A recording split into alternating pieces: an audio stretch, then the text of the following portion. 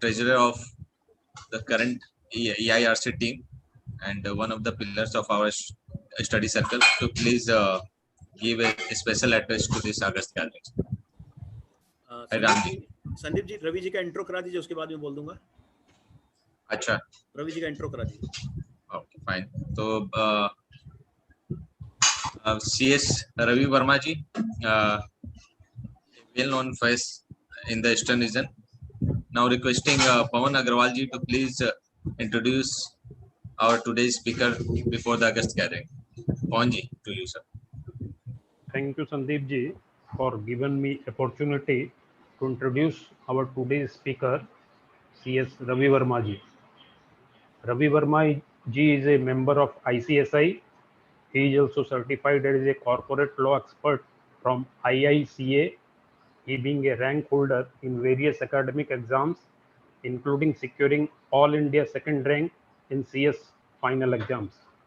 He is a regular speaker on various topics on corporate laws at various forums like ICSI, ICAI, ICWAI, CII, and Business School.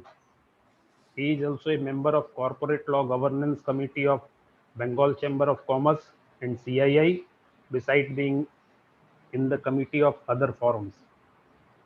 He has authored many articles on corporate topics, and the articles were published in Chartered Secretary, EIRC, WIRC bulletins, Taxman journals, etc. He was also a member of ICSI Research Committee representing EIRC for the review of Companies Act 2013 and its rules to recommend suggestions to MCA. Mr. Verma has rich experience of working with ITC Limited and presently working as GM Corporate Affairs, Company Secretary Compliance Officer of Taxmaco Rail and Engineering Limited. So we welcome. आज इस रविवार के पूर्वाह्न में हम रवि जी का स्वागत करते हैं. Thank you. Over to Sandeep ji. Thank you so much sir. Thank you. Thank you Varun. Pavan ji ने बहुत अच्छी तरीका से रविवार और रवि वर्मा जी का कोऑर्डिनेशन किया. Thank you Pavan ji. Now requesting Hariram ji Agarwal to please address a special address, give the special address to this August gathering, sir. Thank you. Thank you, Sandeep ji Sawariya, convener of our study circle, Central Kolkata CS Study Circle, our deputy conveners, our past conveners and founders of our study circle, and some of the faces I can see are CA Rajesh Kumar Kakaria, Kishan ji, Pawan ji Agrawal, Ramotar ji Joshi, and other personalities, including Mohan Ramji Goenka, practicing company secretary. Friends, I on my own behalf and on behalf of Central Kolkata welcome you all to this today's 2 CP hour program on a topic which is most relevant but most unknown topics. These are NFRA, that is National Financial Reporting Authority, and CSR, that is Corporate Social Responsibility. Friends, these two aspects are such that we do hardly know the applicability of these provisions, and in the absence of lack of our knowledge, or rather ignorance, sometimes a situation may arise that either the company to which we are serving or the clients to whom we are serving are neither the company knows nor even we know that whether these are applicable to whether these provisions are applicable or not. And in such a circumstances, a violation occurs. And if a violation for non-compliance, non-filing is occurring, then directly or indirectly, we the professionals are held responsible for that. So ultimately, it is our responsibility to check whether these provisions are applicable to any of our clients or to the corporates to whom we are serving. Friends, as we know, NAFRA rules came into effect from 13th 11 2018, means 13 November 2018, and thereafter rules has been prepared, forms has been developed, and filing criteria has been given, and that has been revised from time to time. First of all, since 13 11 18, the NAFRA rule came, and notification came on 27th 11 19, that is almost 1 year after, in which this provision of this circular was that NAFRA 2 to be filed within 90 days from the deployment of the form. So no specific date was mentioned that it will be applicable from this date. It was linked to the event that NAFRA 2 to be deployment of the form. Then again, this 27 11 19 circular was modified and reissued on 5th March 2020. The content of the same circular was that for financial year 2018-19, the form NAFRA 2 is required to be filed within 150 days from the date of deployment of the form. So the 90 days revised to 150 days.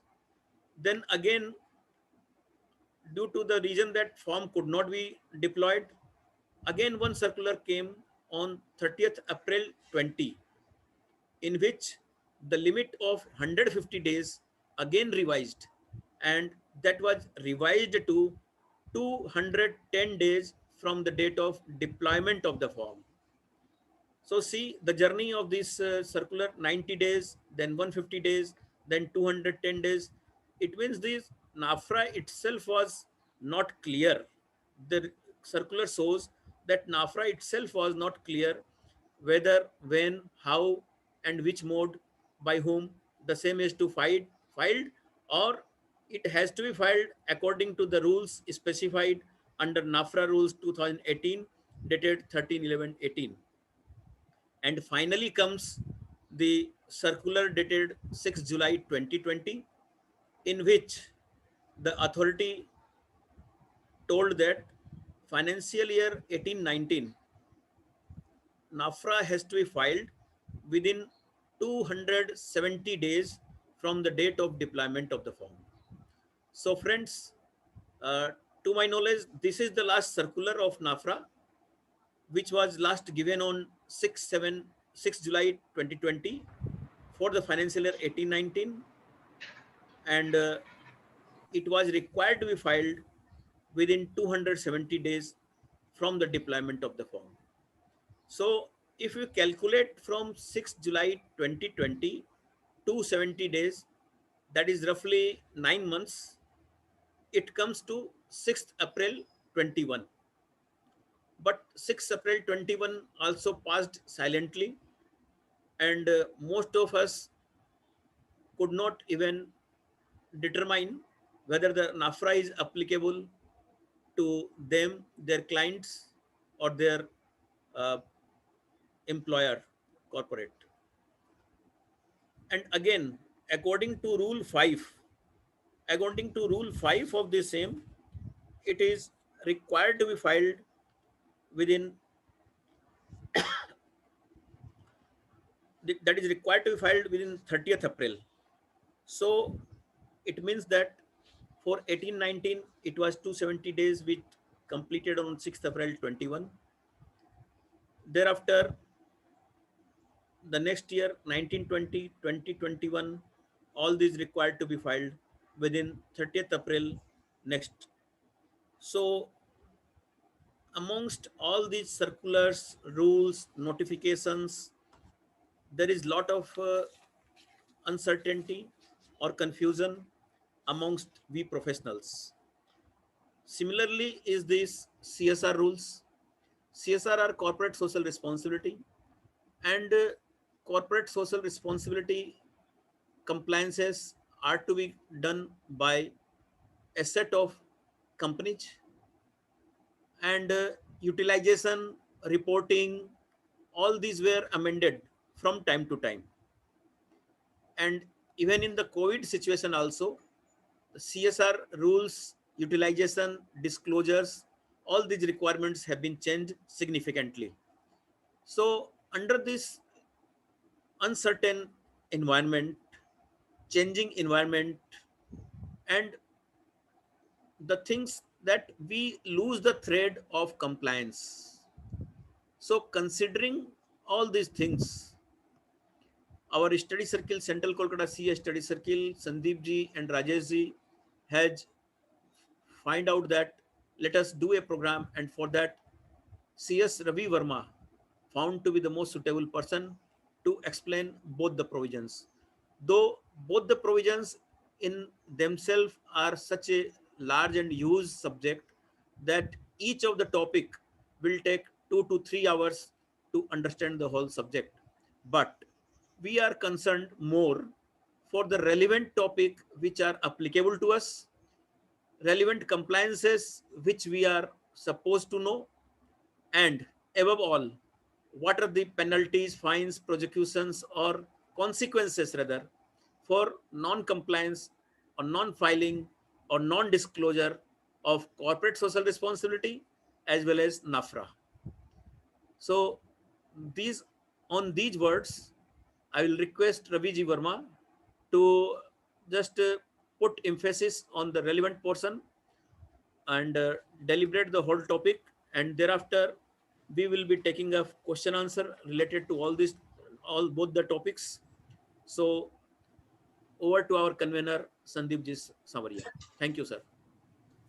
Thank you, Riramji. It's just overall about this topics, two topics, hot topics there. Many professionals are not aware of these facts. Sir, please enlighten us with your knowledge and experience. Ravi Verma ji, over to you, sir, please. Welcome, Thank you. Welcome, Ravi ji. Thank you, sir.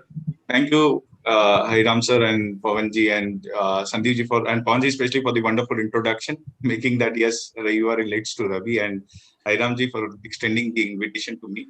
Yes, it's rather my pleasant opportunity to interact with you people. And as rightly said at the very beginning intro part, like both in nutshell he has covered so well that both the topics are very uncommon topic, and you will find both these topics are so open-ended that still people keep finding the way. Be it like NFRA or be it like CSR. NFRA also people were a lot confused whether as a company also whether they need to file or not. Auditors confused कि उनको file करना है कि नहीं करना है. So a lot of queries emerging from the NFRA, and especially with the circulars, and then finally Institute also has requested on the 7th May 2021 that please complete the filing because there was a period for 1819 and 1920. So with these lot of circulars, and in fact same as the CSR situation where we are also seeing the revamp change post circular, recently we have seen a complete revamp of rules. So all these changes are creating a kind of a like it all matters on the confusion, and it more depends on the updation and the where we fall. Like say for example, if we are failing somewhere, the compliance burden certainly will come on we professionals because we are there to act as a guide. We are supposed to be the professional. We are supposed to be, like you can say, the deputy in charge by the ministries to take care of the governance practices. So yes, I will take through because rightly said this topic are too vast. But then what basically we will do, we will try to understand the core area because the compliance part are the vital. Because what we generally in our day-to-day life have seen, हम लोग compliance part को कई बार miss कर जाते हैं instead of going into the details. So my presentation will be purely confined to the compliance. Yes, of course, no doubt where it will require extension, we will go, but then we'll try to make it to the compliances part so that we will try to understand what exactly the requirement of the law is. I will just show you, start with the presentation. Like this is what I hope the screen is quite visible now.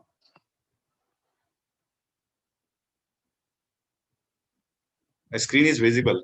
Yes, yes. Right, sir? Yes, sir. Okay, sir. Thank you.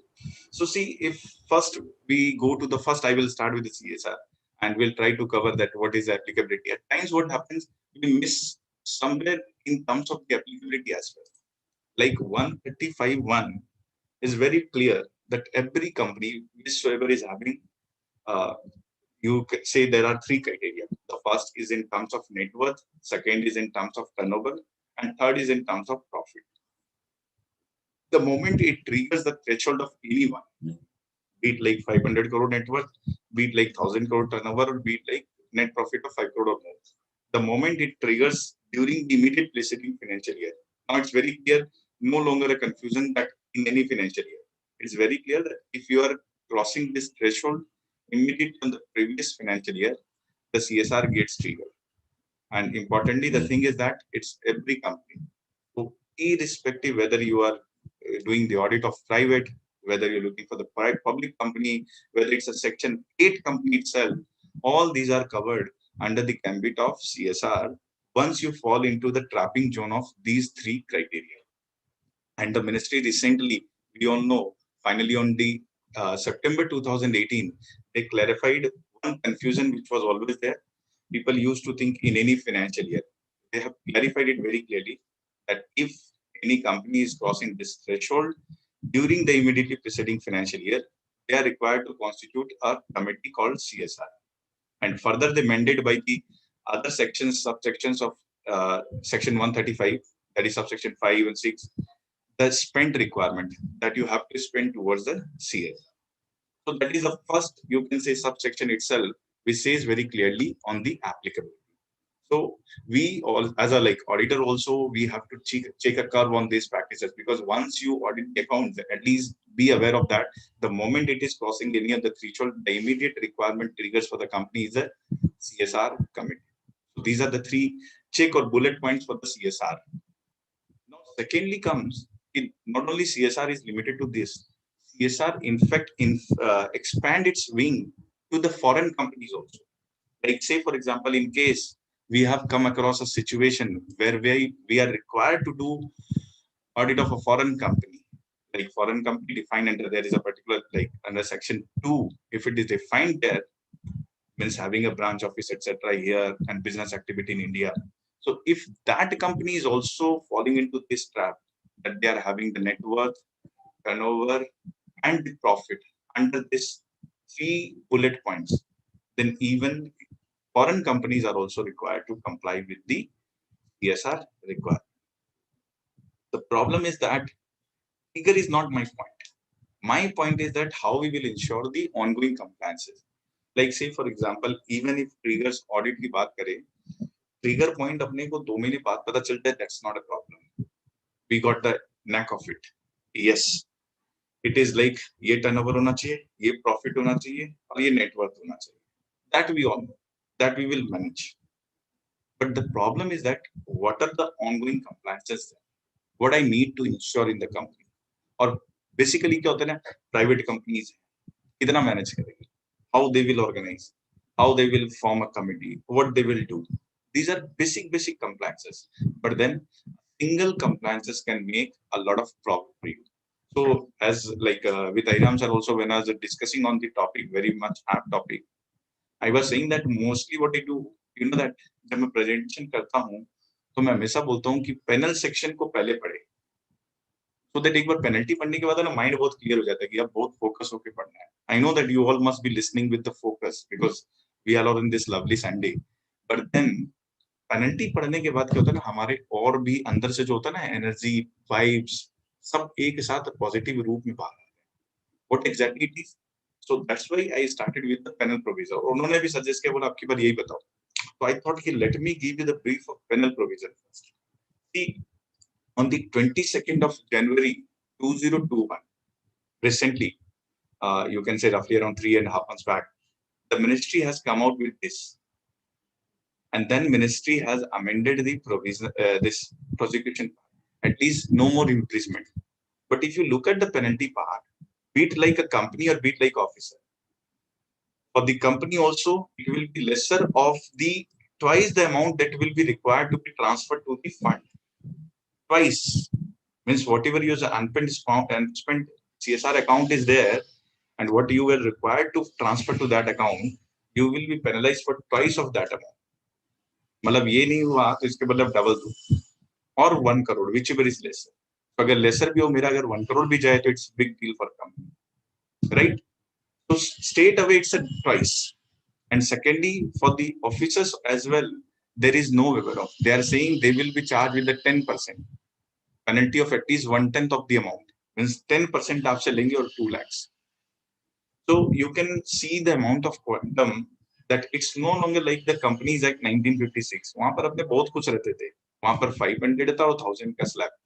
तो maximum जाता तो बोलता 15,000. But यहाँ slab completely change हो गया. On the company also, even it is up to 2 lakh, 1 crore, means it can go up to that extent.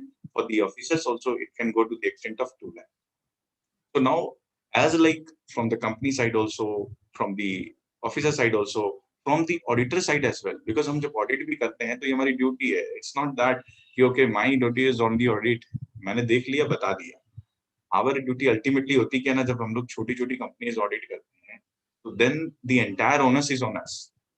The moment you don't inform them and then you say वो 4 महीने बाद आप बताएंगे तो बोलेंगे पहले ही बोल दिए होते, हम बना लेते, हम कर लेते, बट करना क्या है वो भी जाने. That is also equally important. So next comes now after penalty. I'm sure अब सब आप लोग एकदम एक्टिव हो गए होंगे कि हाँ पेनल्टी छोटी मोटी नहीं है, सीधी 1 करोड़ तक कंपनियों पे, और सीधी की सीधी वहां पर अगर आप ऑफिसर पे जाओ तो 2 lakhs का पेनल्टी. तो once we know the penalty, करना क्या है ये जाने. करना क्या है, once the CSR gets triggered, once it is triggered, कि ये trigger हो चुका है, then you will be required to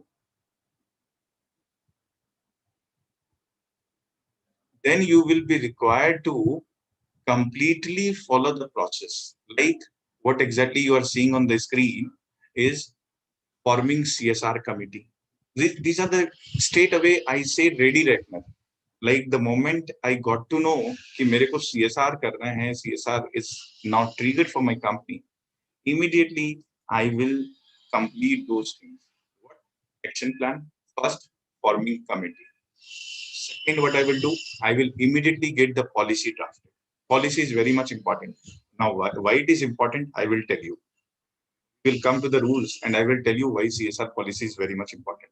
Then next comes, be ready to spend towards the CSR. It's no longer obligatory. It's no longer voluntary. Earlier, the picture was that जब मन होगा दे देंगे, CSR में तो देना है, दे देंगे, नहीं देंगे तो director's report है ना, we will write in the director's report. But no longer the scenario is like this. You have to spend towards the CSR. CSR you have to incur, whether directly or indirectly. The law has in fact emphasized on the direct or indirect. I will tell you how they will take the CSR money. So that be ready to spend towards the CSR. And lastly, be ready to disclose in the board's report. These 4 things, like 4 vital points, I can say 4 corners, don't miss it out.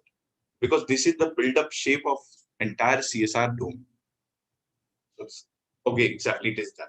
Now, my next question comes: what is the ingredients or what is the constitution of the committee? How we will form a committee? See, if I go by the provisions of section 135, which says very clearly that CSR committee should have 3 members and with at least 1 independent director. 1 independent director. Now, my question comes: how come a private company will have independent director? Why I'm supposed to have independent director? And before going into that independent director, my first question will come. Say my CSR spend is coming around 2 lakh. CSR spend is covered at the last means next stage, but roughly वो क्या है ना 2% of average net profit of last 3 years. We all know that is same 2% of average net profit of last 3 years. So say if it is coming for 2 lakh or it is coming 1 lakh, do you want me to form a committee for this? Because what happens is that if I'm forming a committee, then I will have to have a meeting. I will have to have the CSR action plan. Then I have to have policy drafted. I have to have CSR role also. Yes, of course, policy in any case I will draft, but then the CSR committee will review it. So my work will become too much. And वो हम लोग कहते हैं ना ease of business की जगह it will be onus on the business. So the ease of business will turn into onus of business. That's why the ministry thought, let's some mercy be there. And finally, you know that on the like considering our like a request and everything, like from the various corners, the ministry have considered this request in the January 2021. They have considered the insertion of another sub proviso that is called subsection 9, and whereby they have given that if the obligation towards CSR obligation, please note my words, it's not about profit. ये profit की बात नहीं कर रहा हूँ, ये बोल रहा है obligation, मतलब जो 3% आप averaging निकालते हो, that obligation if doesn't exceed 50 lakh, then please no requirement of CSR committee, only to that extent. So what if you say today this year it is up to 50 lakh, so I have not formed committee, but next year when I was checking average of last 3 years, it came around 51 lakh. So the moment वो 50 lakh को cross कर गया, 51 lakh आ गया, form a committee immediately form a committee and comply with all the requirements. So 50 lakhs में क्या committee नहीं बनाएंगे और CSR भी खर्चा नहीं करना है? No, only committee relaxation is there.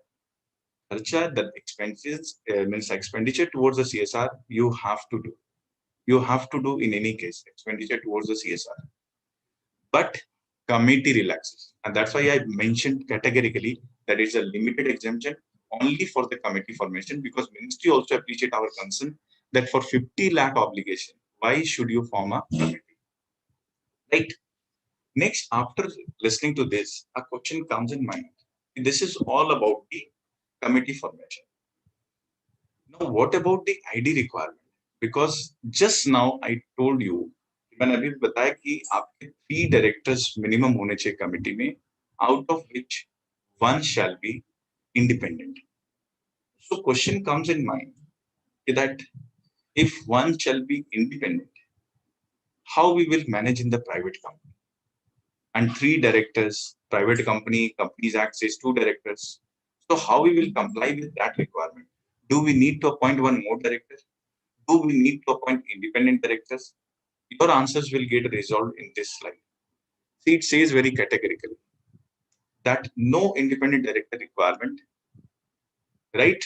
If a company is covered under 135 but not covered under 149, means the company is not required to appoint independent director, in short, because 149 has a threshold. Your paid-up capital, turnover, loan outstanding, if exceeds the threshold, then you should have independent directors on the board. So if you are not under that threshold, right? If you are not getting it covered, then no need of independent director, right? It is not required at all.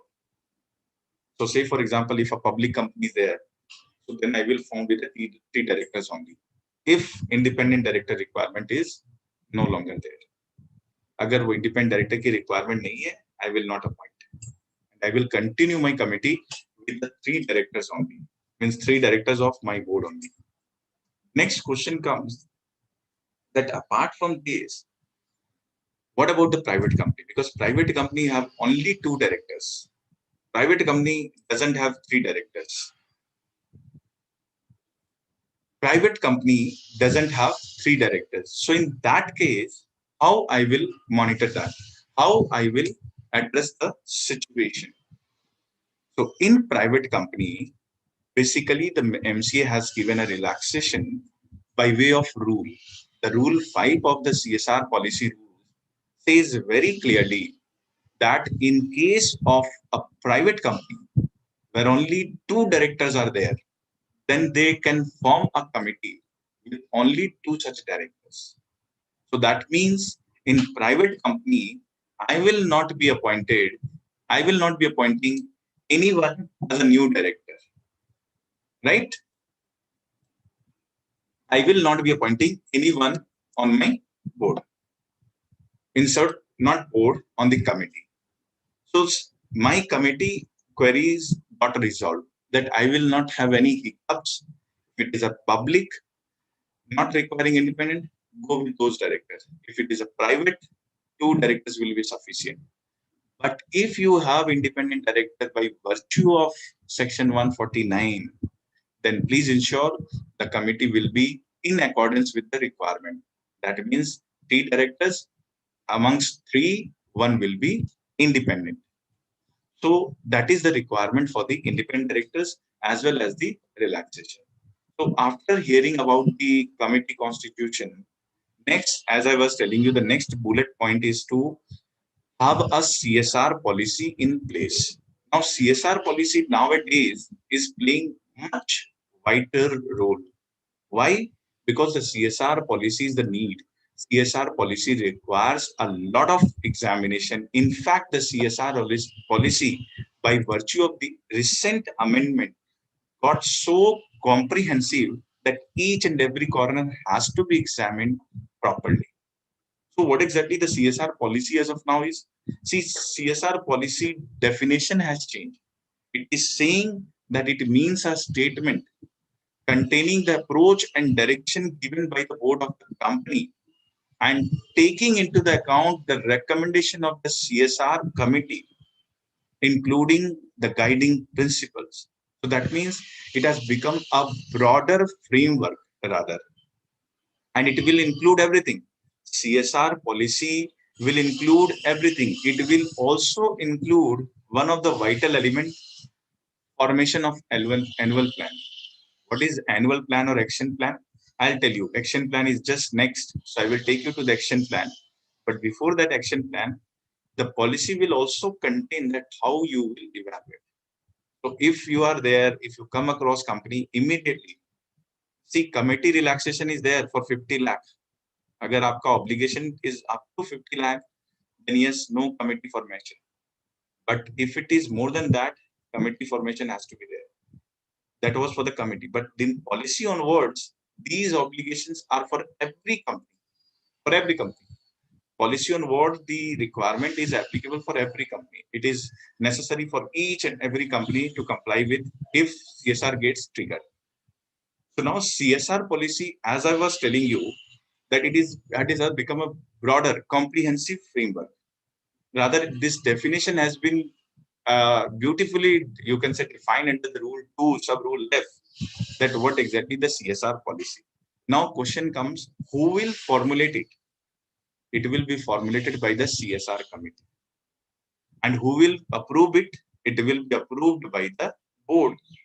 That's very clear because board ultimately is the sole authority to approve this.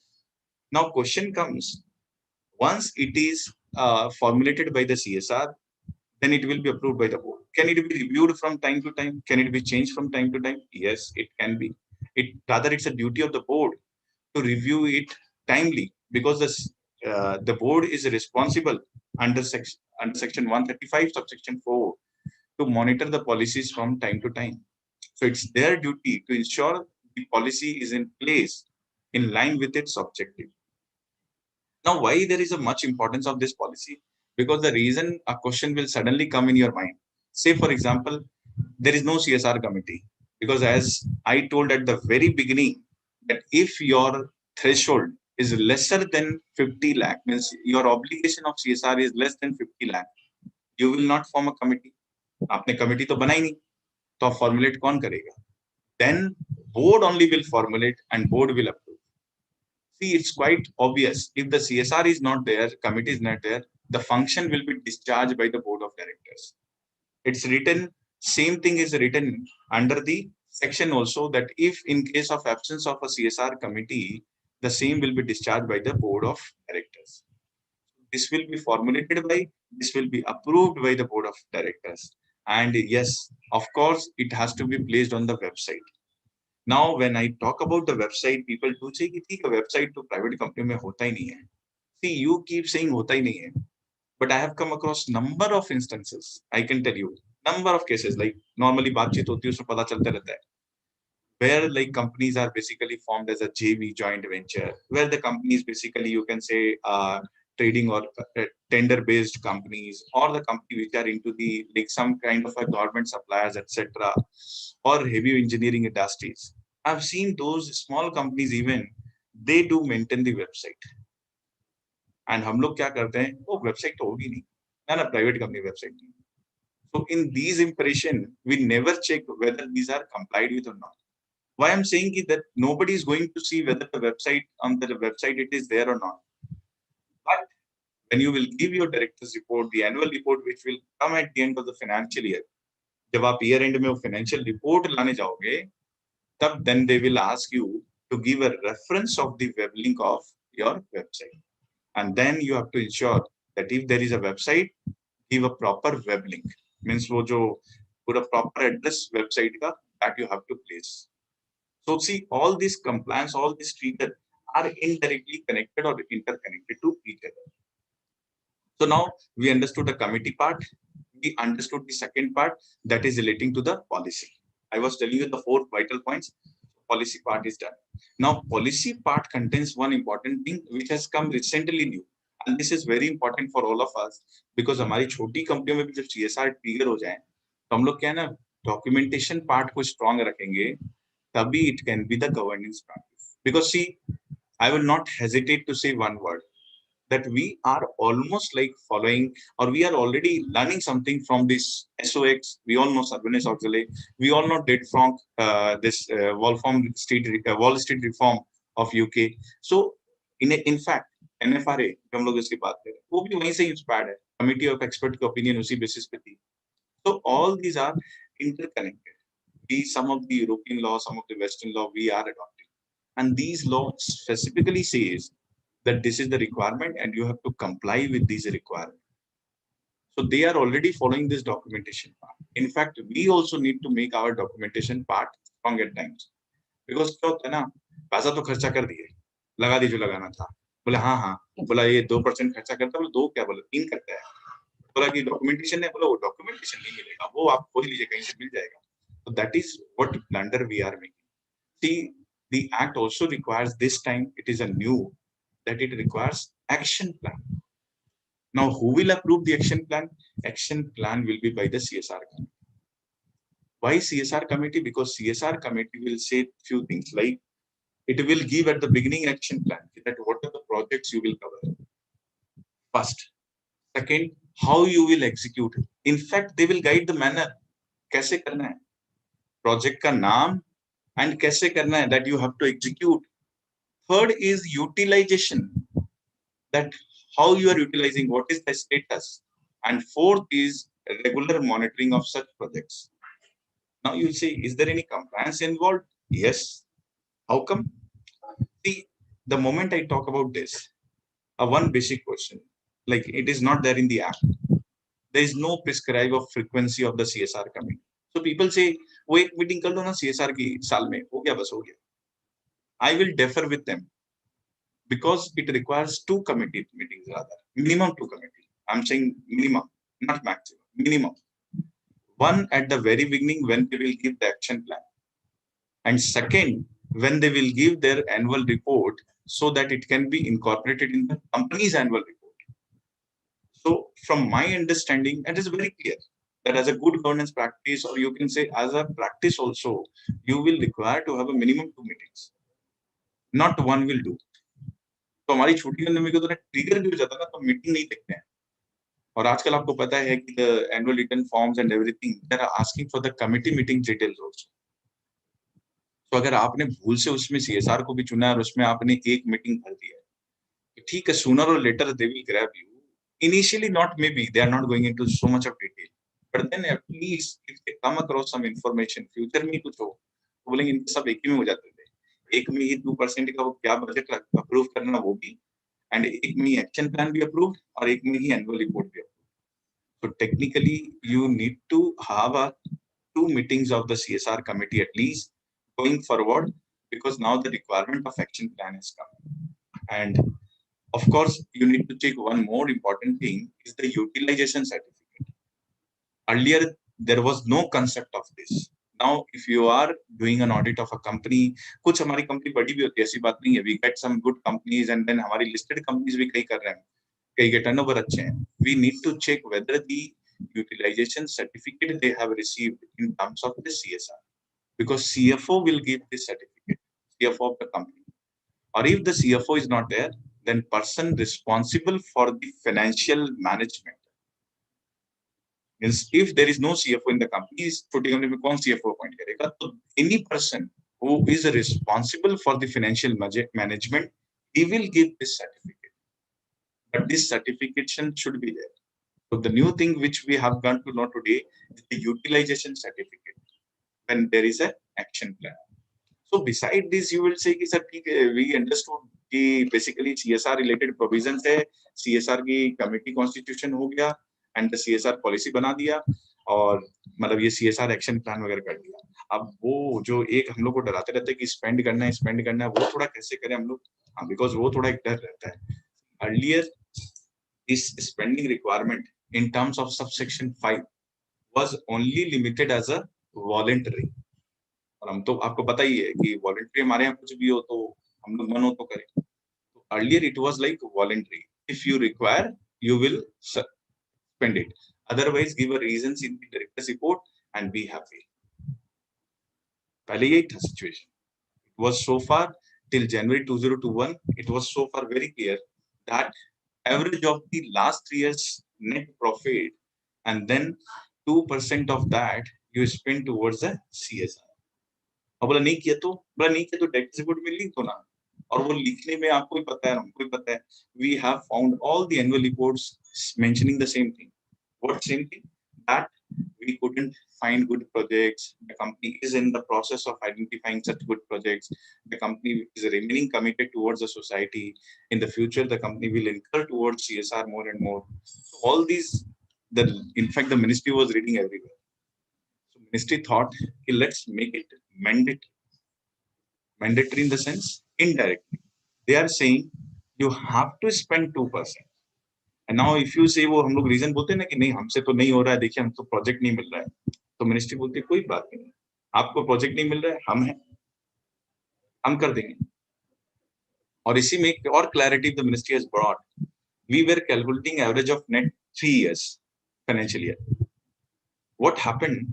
People were saying कि ठीक है, अगर company मतलब newly incorporated है जिसका 3 years हुआ ही नहीं, तो एवरेज कैसे निकालेगा? आज मेरी कंपनी इनकॉर्पोरेट हुई, इसी साल इनकॉर्पोरेट हुई थी, प्रॉफिट आया, मेरे लिए ट्रिगर हो गया, मैंने कमिटी बना ली, तो एवरेज प्रॉफिट निकलेगा नहीं because 3 years it requires. Ministry बोला don't worry, if you can find a lacuna we will fill the gap. You keep finding the gap between the laws and we will plug in. So they are acting as like that only as of now, because we all know 2018 Act is too new. So they are plugging the gaps. What they have done, they said, where you have not completed 3 years. So in fact, whatsoever years you have completed, even 1 year or 2 years, take average of that. And then go ahead with the 2%. So means not leaving you so easily. बोला खर्चा तो करा के, वो कई हमारे मतलब बंधु भी होते हैं ना, वो पकड़ लेते जिस दिन भी खर्चा तो आज कराएंगे इसका. So that is what the ministry is saying under 135 subsection 5, that खर्चा आप कम करवा के दें, be it like the direct way or indirect way, right? So that is what about the averaging. Next come to what, say for example, if not spent, what is the new requirement? See, earlier it was like simply disclosure in the board's report. Now the new requirement are there under the new subsections, that is 135.5 and 135.6. What are the new requirements? They are saying, if you look at the your right hand table, or you can say chart, calculated chart, you will get a very clear idea. बोला if you are not spending, आपने CSR spend नहीं किया and you have not spent towards that, then you have 2 options. बोला spend कर दिया तो खुश रहो, that is the first thing. बोला spend 2% अगर आपने कर दिया है, I'm least bothered and be happy because you have expended your entire quota. But if you are trying to say कि सर वो तो हमारा खर्चा हम नहीं कर पाए, we couldn't locate the project, we couldn't identify good project, ministry बोलते हैं मैं हूं ना. बोला कैसे? बोला don't worry, if you have not spent, there are 2 ways. One is it will be going, either you will say कि ongoing project बोल दो, और या फिर आप बोल दो कि 6 month के अंदर हमको ट्रांसफर. 6 month के अंदर, yes, because we all know 30th September is our closure of financial statement for approval of financial statement. By 30th September, you will have this your financial statement approved, and within 6 months, you transfer whatever the amount you are calculating for the 3 years to the ministry. So like Investor Education Protection Fund, in fact, the ministry will check whether you have any unspent account. If unspent CSR is there, give it to me. Because आप नहीं कर पा रहे हो खर्चा, तो हमको दे दो. तो या तो उनको within 6 months के बाद खत्म कर दो. If you are saying no, if it is ongoing project, because we always say our company is in continuing mission, we are trying to locate the villages, we are trying to locate the panchayat schools, whereby we will providing the education material, stationery, etc. तो उन सब cases में ministry बोला अगर आप बोलते हो कि ऑनगोइंग प्रोजेक्ट आपका लंबा प्रोजेक्ट है चलेगा, तो ठीक है कोई बात नहीं, then transfer this amount to the unspent CSR account. And see, unspent CSR account has to be maintained for every year separately. See, it is again a compliance requirement. Because you as auditor मतलब अपने सब auditor की वजह से आपको मंगा के देखना पड़ेगा कि unspent CSR account क्या है. For every year it will be maintained separately. Why? Because this unspent amount will remain there for a period of 3 years only. 3 years? Why 3 years? Because the ministry says आप जितना भी ongoing project सोच लो और कितना भी लंबा project ले आओ, but 3 साल से बड़ा project नहीं. Complete it within 3 years. अगर आपने 3 years में complete नहीं किया, तो please again I am ready. Please 30 days में जिस दिन वो 3 years complete हो जाए, वो 30 days में फिर से आप हमारे fund में transfer कर दो. Because आप नहीं कर पा रहे हो, we will do it. Ministry is saying don't take pressure. We are there to help you in the CSR activity. If you are not able to execute, give the money to us in the Schedule 7 fund. So first directly दे दिया, second through ongoing project बोल के दे दिया. तो ongoing project हुआ क्या? Because see, ongoing project, if you look at the next screen, this slide, you will get a clear idea. It is included in the Rule 2 now, which is a definition clause under clause I. We say that ongoing projects means a multi-layer projects which is undertaken by the company. Multi-layer means you are thinking of a various, like say for example, I have been planning that I will go to the remote villages, I will have their stationery, I will have their health facilities. So it is a multi-layer project which I am not fixing today. It may run in 2 years. But years में ministry बोला 3 साल और, उससे ज़्यादा नहीं. So that means जिस year मैंने इसको allocate किया, उस year को भी लीजिए, छोड़ दीजिए. That is why I try to indicate it through the presentation slide that this year में मैंने सोचा, उस year को अलग mark कर दीजिए. Actual effect means in this year I recommended it is ongoing. Then I have 3 financial year 1, financial year 2, financial year 3 to spend towards the same. If I do not spend even after that, then give it to the CSR Schedule 7 fund. But if I am able to spend, then I am not required to do anything because the amount is exhausted. So for every year, if there is unspent account, you will have to maintain it. And you have to open every year unspent account separately. Because as an audit process, when we will check into the CSR account, we will look into the unspent CSR account 2021, unspent CSR account 2022, unspent CSR account 2023. Like this, we will keep checking. Because वो वहां से उसके लिए 3 साल रहेगा ना, तो it will be easy for the company as well as for auditors to examine whether the fund has been utilized properly. If utilized 3 years, no problem. If not utilized, transfer. Next comes, like this is about ongoing project I wanted to highlight because we should know, because now people are having a lot of queries कि ongoing project होता क्या है, कितने साल तक चल सकता है. In fact, I have come across one query which I will address here only, that if say for example during the year, though it was not multi-layer, but then I thought I am not able to complete this project, can I make it ongoing project?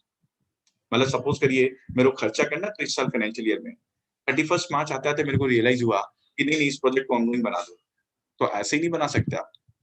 Her project can't be ongoing project, it should be multi level means in a different stream. And then if you are changing the nature, because आपको पता है ना CSR का एक action plan बना, उसमें अगर आपने प्रोजेक्ट को मल्टी लेयर नहीं लिखा and today you are taking a call to make it multi layer project, then the board should justify it by stating in the board resolution that why it is now ongoing.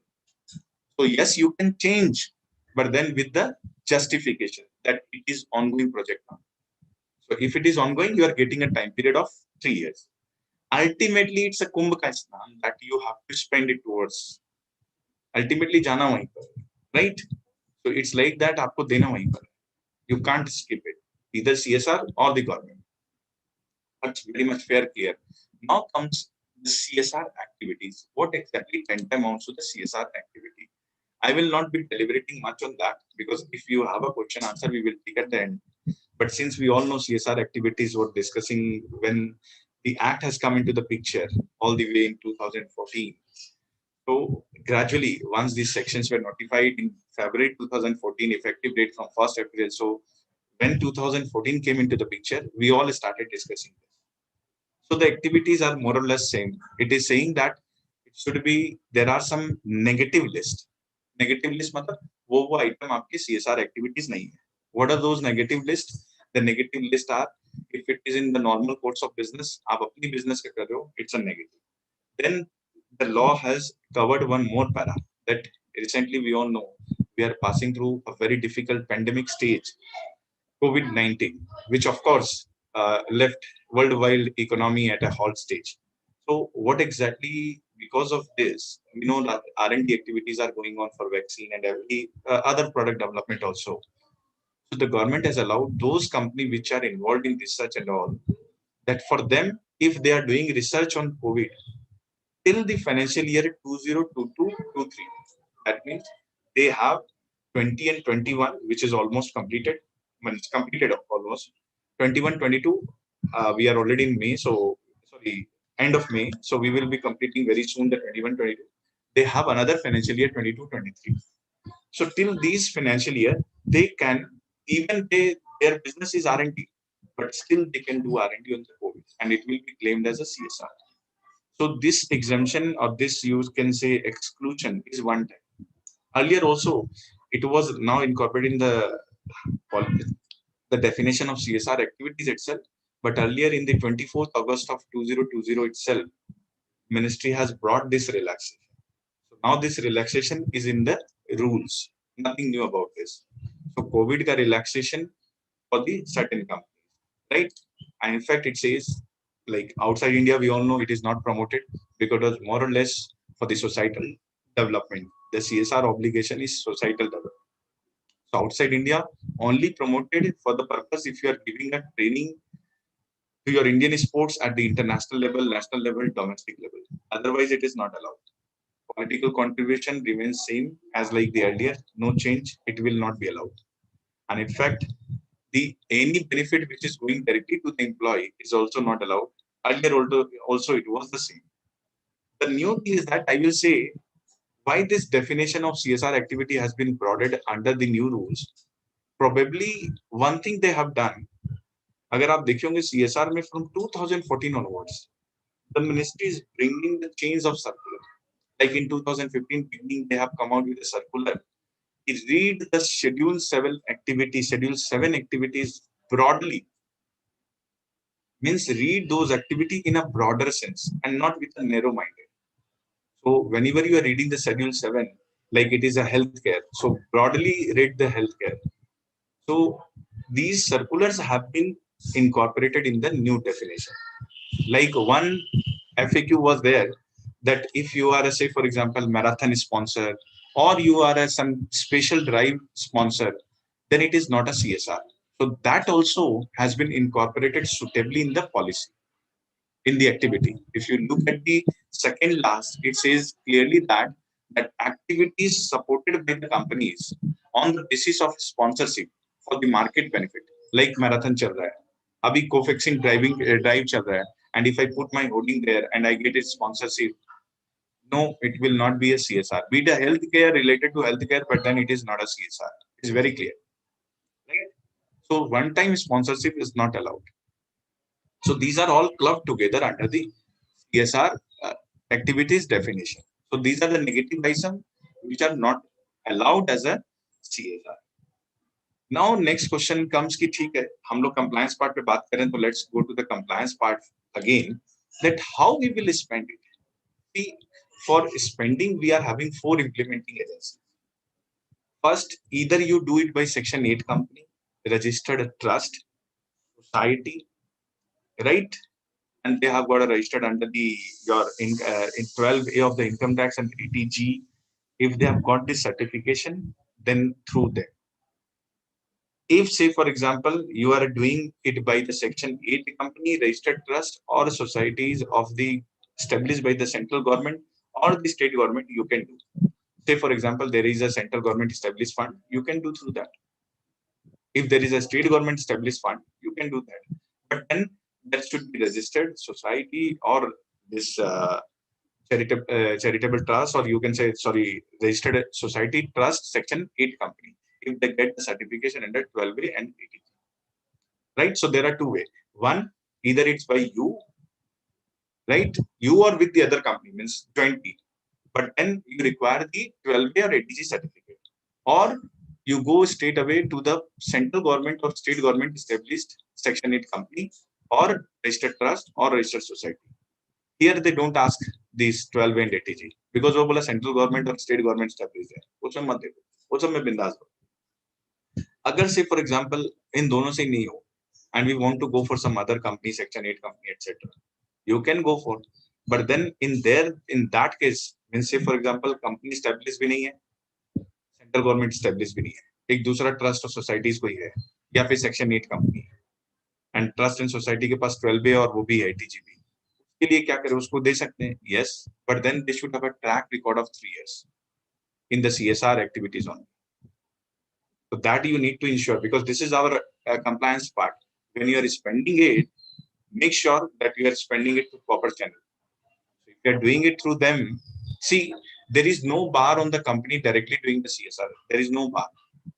Again, what confusion arises at times, I have seen people have a query, तो company directly कर ले तो क्या दिक्कत है? Company directly कर ले तो much better है. But then अगर company चाहे तो through implement this agency भी कर सकता है. That means the 4 slabs which you are seeing on the screen right now.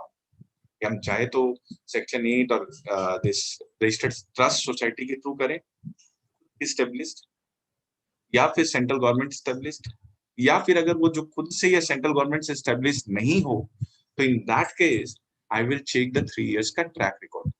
Then only I can spend towards that. Okay, got it. Okay, so I will either 4 of the one I will follow. The one important compliance part, you know, that here is every entity, whosoever, like from where you will be routing your CSR funds. See, if I'm saying they doing it directly, then there is no problem. If, say, for example, my company XYZ Limited is doing directly, absolutely no problem. But if my company is doing through some Section 8 company, through registered trust, through society, as you just mentioned, मैंने जो बताया अभी उसी के through कर रहे हो, then you need to file a form. Means who will file? The form will be filed by the implementing agency, not by the company. वो जो सर्कुलर आया, मींस नोटिफिकेशन है, उसको रीड करने के बाद यही लगा कि सबके सब फाइल करेंगे जब रूल्स आया जनवरी 2021 में. But then after reading the form, it is very clear that it will only be filed by the implementing agency and they will file this form CSR1 and they will get the unique CSR registration number which you will obtain before allotting them this utilization of fund. So is it necessary? Yes. From 1st April onwards this year, it is mandatory. And what about previous project और उस साल के लिए नहीं. It is effective, means prospective basis from 1st April onwards.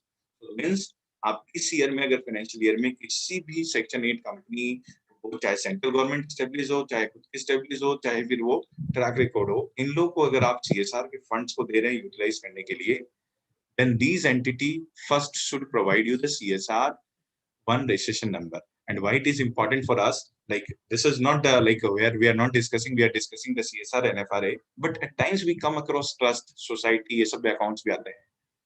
उन लोगों को बताइए कि if you are indulging into that, and first obtain the registration number, unique CSR registration number.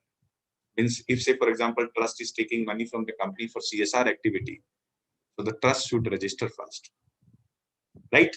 So this is about the CSR1 registration number, and that is required with the recent new changes in the rule. Now, what any other thing, like people keep a lot of queries in mind. See, the another important part or vital part, I will say, again, open-ended part by the ministry is the monitoring of the project. Ministry says that there is already a rule 4 and sub rule 3 which says that that committee and the board both will be responsible for monitoring the project from time to time, and the company can also appoint international organization if they require the help from the international organization from the monitoring. Who will be the international organization? It is defined under rule 2 definition clause. The international organization होंगे कौन? International organizations will be those which will be recognized by the United Nations as well.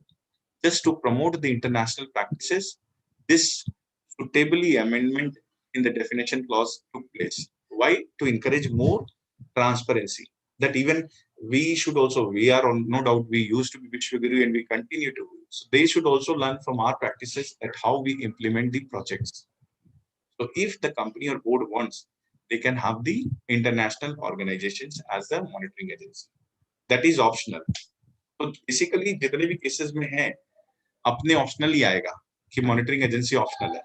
But be aware कि अपने पास अगर कोई बड़ी company है जिसमें CSR obligation is 10 crore or more, मतलब average of 3 years उसका 2% if it is coming 10 crore or more, then we should be careful that if it is coming 10 crore or more, that company should have monitoring agency, means for the impact assessment. They will carry out the impact assessment, and impact assessment will be carried out project wise, not as a whole. See, there are a lot of companies like even NHPC, NTTC, and there are a lot of other government companies. They are already following this because government company make public CSR voluntary guidelines with her that they used to follow.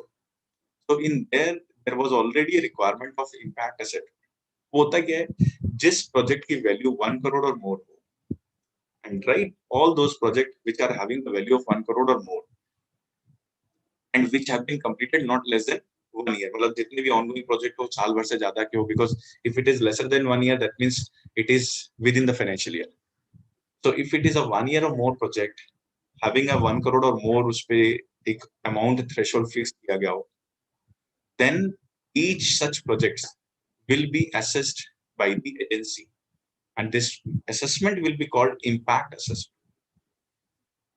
So if I say roughly with my vague mind that let's say मैंने monitoring assessment नहीं कराया, what is the harm? ठीक है 10 crore था कर लिया, obligation towards 10 crore था total, ठीक है 10 crore था, कुछ प्रोजेक्ट से 1 crore वैल्यू थी, ठीक है कर दिया, वो मॉनिटरिंग एसेप्ट हम बोल देंगे, इम्पैक्ट असेसमेंट रिकॉर्ड करके रख देंगे.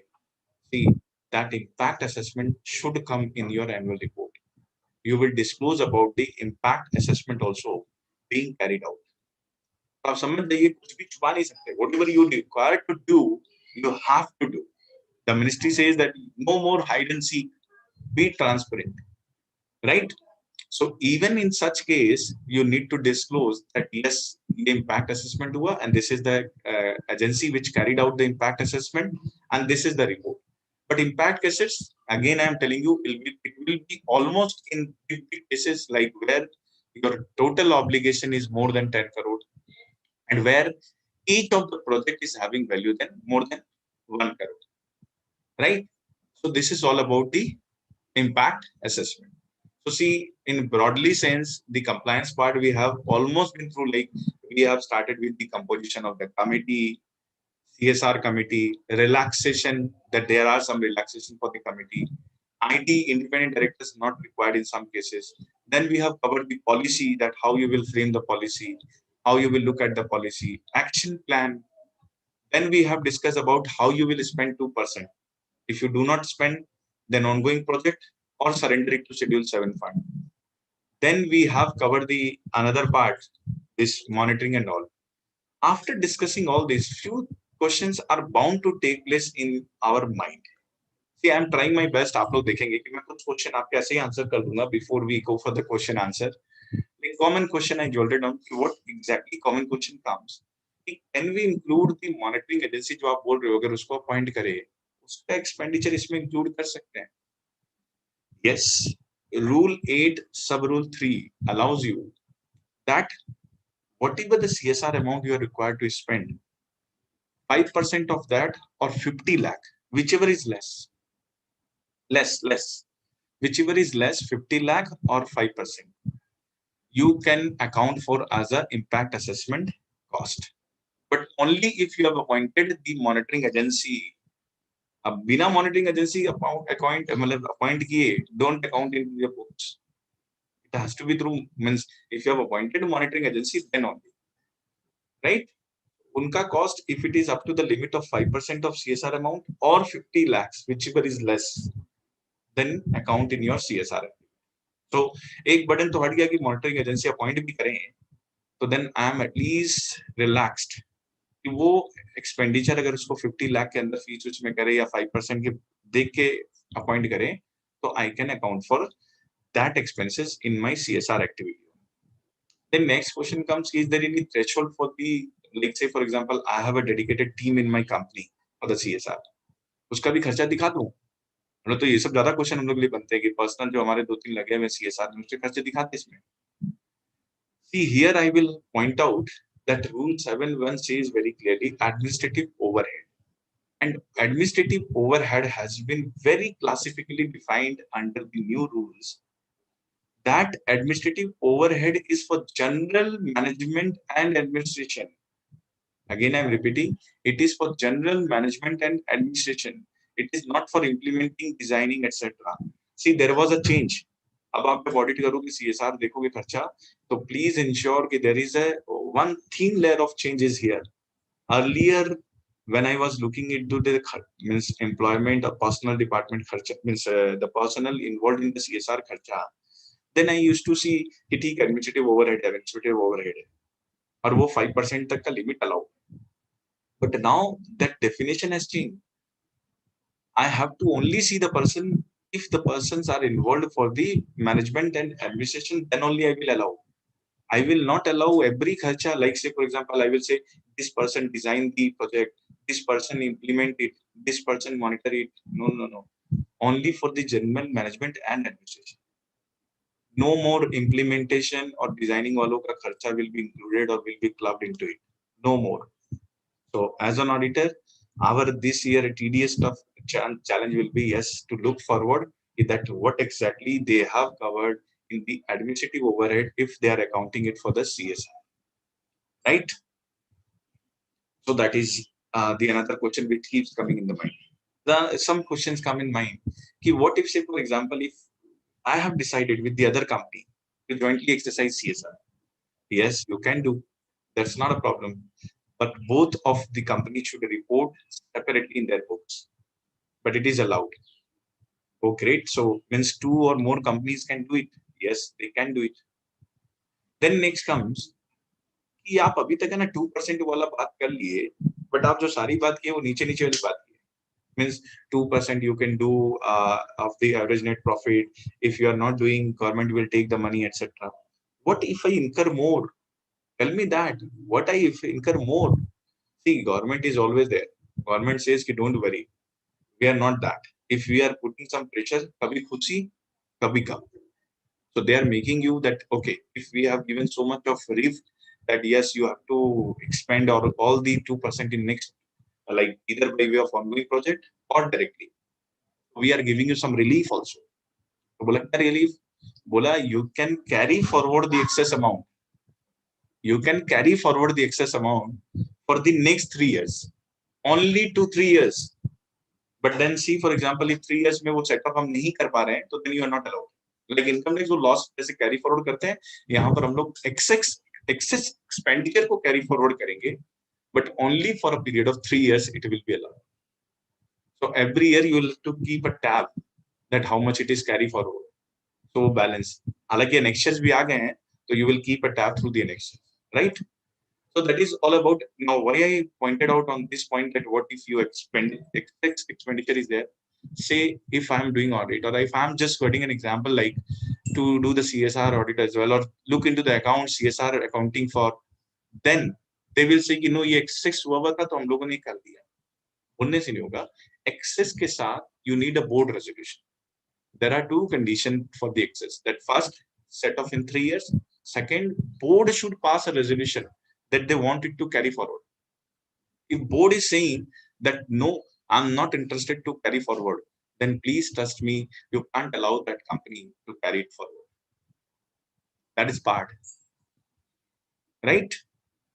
So that clarity should be there, that it is barred. And I think it's clear to every one of you that yes, we all have to examine it thoroughly, that board resolutions should be supported for carrying it forward. So these are the common questions which keeps coming around. And I would also like to highlight on we'll take 1 or 2 minutes to highlight on the recent key changes of the CSR, because as an auditor, people will keep calling us and will ask advisory that अभी जो disaster हो गया CSR में, उसमें fund दे दिया तो CSR है क्या? हम एक कोविड सेंटर बना दे रहे हैं, पैसा तो ही बना दे रहे हैं कोविड सेंटर, एक मैक्सिफ्ट हॉस्पिटल बना दे रहे हैं, जैसे टेम्पररी जो कोविड हो रहे हैं उन लोगों के लिए आइसोलेशन सेंटर टाइप, और या फिर आप बोलोगे सर ऑक्सीजन सिलेंडर वगैरह हम लोग जो है मैन्युफैक्चरिंग वगैरह करना स्टार्ट कर दिए, we are thinking of establishment of plant also, या फिर some medical equipment for the COVID-19. So can we do that as a CSR? Yes. See, there are 3 rounds of circular the ministry has come: 23rd March, 22nd April, and 5th of May. They came in a rider way, and they have cleared it on 23rd of March. They have classified it as a disaster and saying that it is a long year back. They said that yes, whatever you spend towards the COVID, it's considering it's a disaster. It is a CSR activity. Then after a year, just recent, when at the second wave was at the you can say at the surge or at the peak, then in the April 2021, 22nd of April, what they have notified, they said even if you make a makeshift hospitals or temporary COVID centers like isolation center, etc., then same will also be qualified for the CSR activity. And third, they said on the 5th of May that even if you are engaging yourself in some oxygen cylinders manufacturing or establishment of plant, or in fact a wider term is there, that other medical equipment for countering COVID-19, that will also be qualified as a CSR activity. So this is a special relief that they have given for particularly for the you can say for the COVID related measures, because this is the reason we all get a number of questions on this. It can, during this COVID, we can expend towards CSR. Can I do this? Will it be qualified as a CSR? And most of the companies are also using, and they are asking us for the guidance. So we should be careful that yes, all COVID related measures are qualified.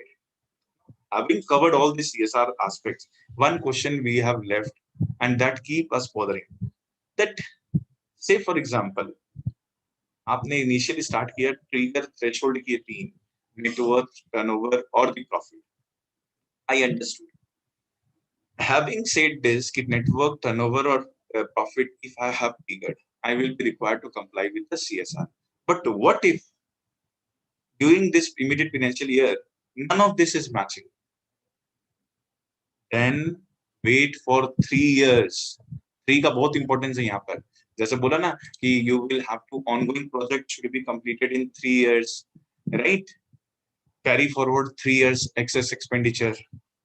Then abhi just now I told you that if you want to get out of the CSR coverage, then wait for 3 years. 3 has an importance here. They are saying first year, if you are not qualifying under this criteria, it's okay. Continue with the CSR.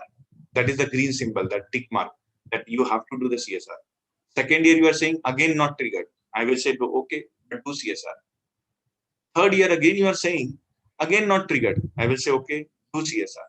But once 3 consecutive, the word is consecutive. Please mind it. It's not 3 financial year. Consecutive means back to back 3 years. If you are not falling under this, then you will be relieved from the CSR activity. Then you will not be required to meet the criteria, and in fact, committee can be dissolved. In fact, you can stop spending towards the CSR.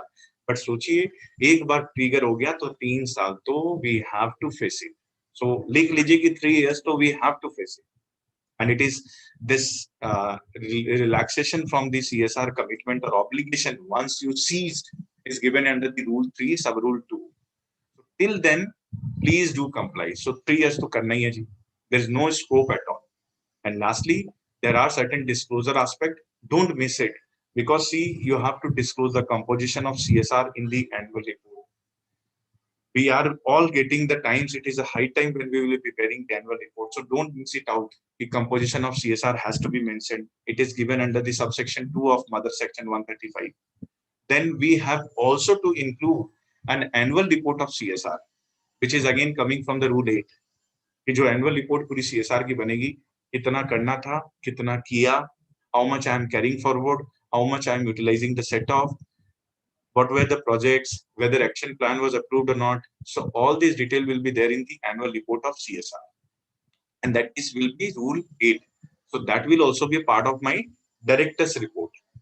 Now this is the reason I was saying कि minimum 2 meeting होनी चाहिए, क्योंकि एक तो आप year beginning में मेरे को प्लान दोगे, CSR कमेटी प्लान दिया, बजट दिया, और एक इस रिपोर्ट को अप्रूव तो करेगा ना, because before my boards publish it in the board's report, the CSR committee should approve it. So that means technically one at that point of time and one during this report approval. And that is why I was keep saying कि minimum 2 committees. तो ये सब हम लोग को देखना, because ये आप अगर नहीं देखोगे तो this again are non-compliances and are looking like that you are doing everything just for the sake of compliance and not both in the letter and the spirit, right? So now, which I told you, the third point, moving to the next in the disclosure aspect, is specify the reason. See, here I will highlight one thing. People are having a lot of questions. Now, so it's very clear under the section 135, subsection 5, that either you spend it or you carry forward to the unspent account, or if it is for the, or transfer it to the unspent account, or you may utilize it for the ongoing project for the 3 years. So why I need to specify the reason for the board report? Now, the reasons are clear that I am spending. No. If you are not spending during the year, that means you are not spending. You are deferring it. In the next 3 years, it will be, or maybe it will be transferred to the CSR fund. So here you write the reason that during the year, the company couldn't spend towards the CSR as the company is having some ongoing project, and the company has already transferred the amount to the unspent account, for the ongoing project, unspent CSR account, which will be utilized in the upcoming 3 years. Like these narrations should be there in the board's report. So if you are not spending, the reason has to be specified, whether it's for ongoing or not. Don't forget to specify the reason, because this is one of the crucial area. Looks like but easy, but because of this reason, many of the companies or many of the like other entities, they have received the notices from the department that please give the elaborate details of the expenditure towards the CSR, and further they were inquired that why not the reason has been specified in your director's report for not spending towards the CSR. So this point we should never miss it. Director's report in any case we should cover to spend. Right. So basically this was so far towards the CSR. Now coming back to the NFRA, as rightly from the very beginning we have discussed, as Hiram sir also told a lot of about the NFRA, why there was a need for the NFRA. We all know it was a long, you can say the jerking phase which was going through, and finally the NFRA got settled towards the end of 2018. Now, NFRA got settled. We all know NFRA got a lot of powers. NFRA got a functions and duty under Rule 4, and NFRA got a power under Rule 7, like for recommending accounting and auditing standard, monitoring the accounting and auditing standard. They have a power under Rule 9 for the quality services. They can take discipline proceedings under Rule 11. So all these powers are vested with the NFRA. Basically, NFRA has been made as a watchdog. It's just like a camera on your top head, that on the auditor, that what the auditor is doing. Now, having said this, I will say we need to understand the nitty-gritty of this. This all we know that we have this NFRA was set up. Finally, like in fact, in the that the journey started long way back. In fact, in the Companies Bill 2009, there was a proposal for a separate regulator to watch the monitor and quality. Why? Because we know it's not a forum to quote, but in many of the fraud scams has promoted or led to this kind of a reason that yes, it is required. another example, the committee of expert which was formed for the basically the purpose of recommending the regulator. They, after reading the SOX and as I was mentioning the Western like dead franc, which plays a wider role for them, having like taken excerpts from them, they have considered or they have recommended for the enactment of NFRA. So the NFRA was finally enacted towards the end 2018, even though the act has come into the picture 2014, because we all know the reasons why it got into a lurch and why there was a no more clarity on the NFRA. So it is a very much pretty new area where all of us are having, you can say, we all keep predicting, we all think, okay, NFRA, NFRA. And people do have a mindset, NFRA ठीक है, वो applicable जहाँ होगा, जिस पे है, उन लोग पे है. We hardly bother कि NFRA के compliances क्या है. But NFRA is equally having some responsibilities, some compliances. The two compliances, one is the NFRA 1, another one is NFRA 2. People are having a mindset again, before I say about the NFRA 1. So one time hai to one. No, NFRA 1 is not one time. It is rather ongoing also whenever you are appointing the director. Oh, sorry, auditor. Now question comes, okay, when I'm appointing the auditor, so does it trigger all? No.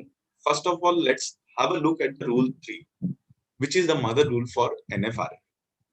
In fact, this rule 3 sub rule 1, it covers entire thing and it will give a very clear idea about the entire NFRA applicability. First, it says this NFRA rule will only apply where the company which are listed on any stock exchange in India or outside India. So even if the company is outside India also getting listed, it will be triggered as a listed company. So first, it is covering that. Second, it is saying if the company is unlisted, but private, public, not private, public. So if the company is listed, it is getting triggered. If the company is unlisted, then it has to be public. And then there are 3 threshold again. The 3 are both important. 3 threshold again. What are the 3 threshold? 1, having kind of capital of 5 crore or more. Second, having a turnover of 1,000 crore or more. And third, having loan, debentures and deposits of 500 crore or more. So again, 3 threshold comes. 500, 1,000 and 500. Paid-up capital, turnover, loan outstanding, debit. Unlisted public, then they will be covered. And that is what I'm saying. It's a CC, that means these are the companies, because it starts with the word C, companies. And company means those which has been incorporated under the laws of India or any other previous law of company law in India. So these are the first companies. और हम लोग हैं जो इनमें से कई company के audit कर रहे होंगे, right? So on these companies, the NFRA will get triggered.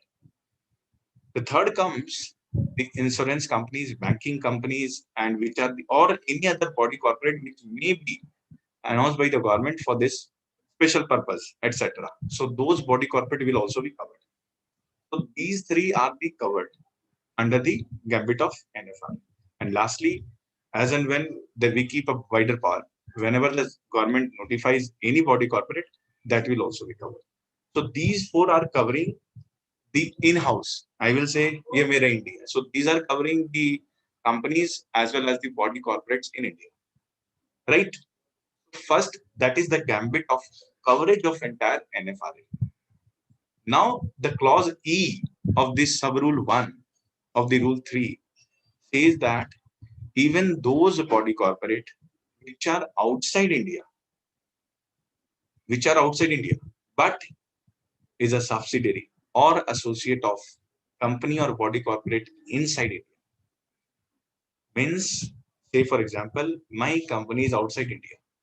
It will of course be a body corporate for the purpose of definition under the Companies Act 2013. So if it is a body corporate, you will say it is excluded because it is outside. I will say it is not excluded because under clause E, the law reads out that body corporate incorporated outside India also will be triggered under this. And how they will be triggered? They will be triggered by virtue of clause E, that if they are incorporated outside India. But there is another condition. Apart from being a subsidiary associate of company or body corporate in India, they should also be able to generate 20% of the consolidated income or net worth of the parent company, or the, you can say, parent body corporate. That means we are getting a bit confused what exactly it is. I'll tell you.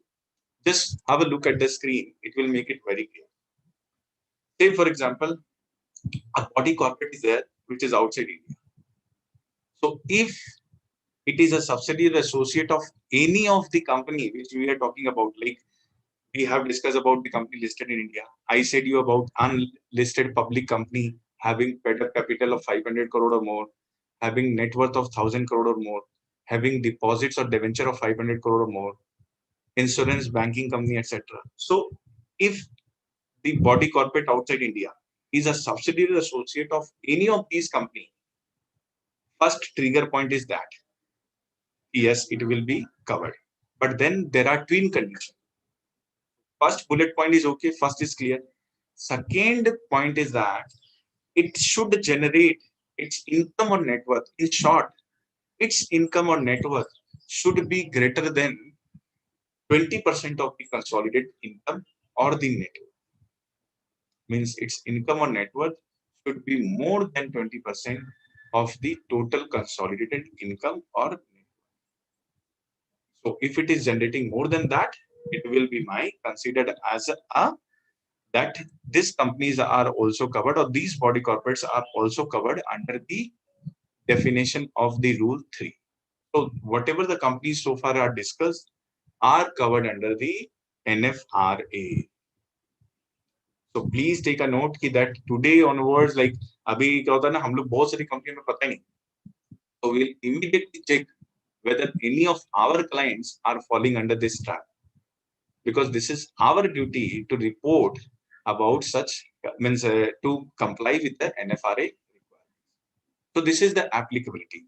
Next question comes ki, since we are talking about the compliance, how does the compliance part is essential? The compliance part, if you look at the NFRA 1 and 2, it's very clear. It says Rule 3 and Sub Rule 3 talks about this. It says every body corporate other than the company covered under this shall file a form called NFRA 1 within 15 days of appointment.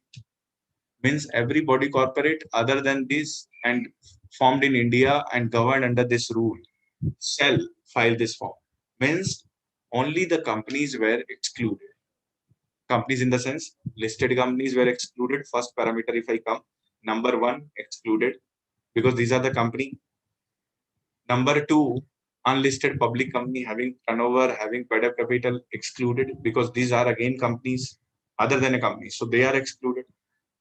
If third number, insurance company, banking company, they are as good as the company for the purpose of compliance unless they are body corporate. Now, if you are doing an audit, or like say, for example, if my client is a body corporate, apart from other than this, maybe by way of a central government notification, maybe by way of notified in the past, if that body corporate is there, then that body corporate should file NFRA 1. So in short, if you have already filed the ADT 1, then NFRA 1 will not be required for those clients. Means those company will not be filing. And in fact, this form is filed by the companies only. Like this form, this the NFRA form 1 is filed only by the companies. It's not for the auditors. So there is a second obligation on the company that it is ongoing basis also. What we are talking about is a one time. There is an ongoing requirement of NFRA also. What is the ongoing requirement? I will show you. Before that, I just wanted to highlight to see you on this screen. This is very clearly see NFRA. Of course, it is a new to us. It's very confusing. People do keep speculating that whether it's applicable, whether it's not applicable, whether it triggers my point or not. But in fact, NFRA authority also came out with a very clear FAQ. And if you see it, this diagram, it will make it very clear. The red arrow shows that where it will be applicable. Like entities, if they are falling under the 3(1)(e), that means my body corporate outside India, because they are outside India, so they will not be filing here the form entity 1. So they will be covered under the first arrow on the right hand side. They will be the one which will be required to file one-time NFRA 1 and the need to file immediately. Then you have to see that whether that entity reaches means triggers a threshold. Because if, say, for example, even if it is a body corporate outside India, but if it is not generating 20% of the consolidated income or net worth, then again it is not under the NFRA rules. So if it is under NFRA rules by way of limits, then you will go for the NFRA filing of form. So that is what the right hand side you are saying. On the left hand side, you will see from the very clear structure, the MCA made it very clear that does the entity fall? The first question they are asking you that under 3 or 1 or C. If you are saying yes, because 3(1)A is listed company, 3(1)AB is unlisted public company, 3(1)C is insurance company, banking company. And in all this company, you will directly say that yes, we have filed the ADT 1. So if you have filed the ADT 1, then the answer is yes, you are not required to file the NFRA. But if you have not filed, then straight away you will move towards the filing of NFRA. Can it happen like company will not file the form 81? So under C, the body corporates are involved, like insurance company, banking company, or body corporates notified by the central government. So if central government has notified such body corporates, these body corporate will go ahead with the filing of the forms. So this is on the NFRA. Now, to make your doubt clear, as I was telling you, that these are the two ones, the initial one and the ongoing one. The one is all about the initial, and the violet color you can see is on ongoing basis. Initial one, I have already told you that all these companies or all these body corporates. Now, again, we are emphasizing on the word body corporates because here, even the foreign body corporates means body corporate outside India, they are also in India भी, India के अंदर भी और India के बाहर भी. So all body corporates are covered, right? And they are filing these forms under the initial. Now, when I talking about the ongoing they will file within the 15 days of auditor's appointment or change. What they will file? They will be filed by all the body corporates in India. All the body corporates in India? Yes. There is no threshold for the body corporates in India. Because under clause C, it says body corporate notified by the government. So it means anything which has been incorporated as a body corporate in India, they will go for this NFRA if so notified, right? Second, the body corporate, if they are outside India, but then complying with the condition of that 20% threshold, consolidated income and net worth. So if they are crossing this threshold, then they will also be covered under the ongoing compliances. So whosoever they are involved, they will be filing the form on ongoing basis within the 15 days of the auditor's date. Now this obligation, again I am telling, it is on the company or the body corporate, whosoever is appointed.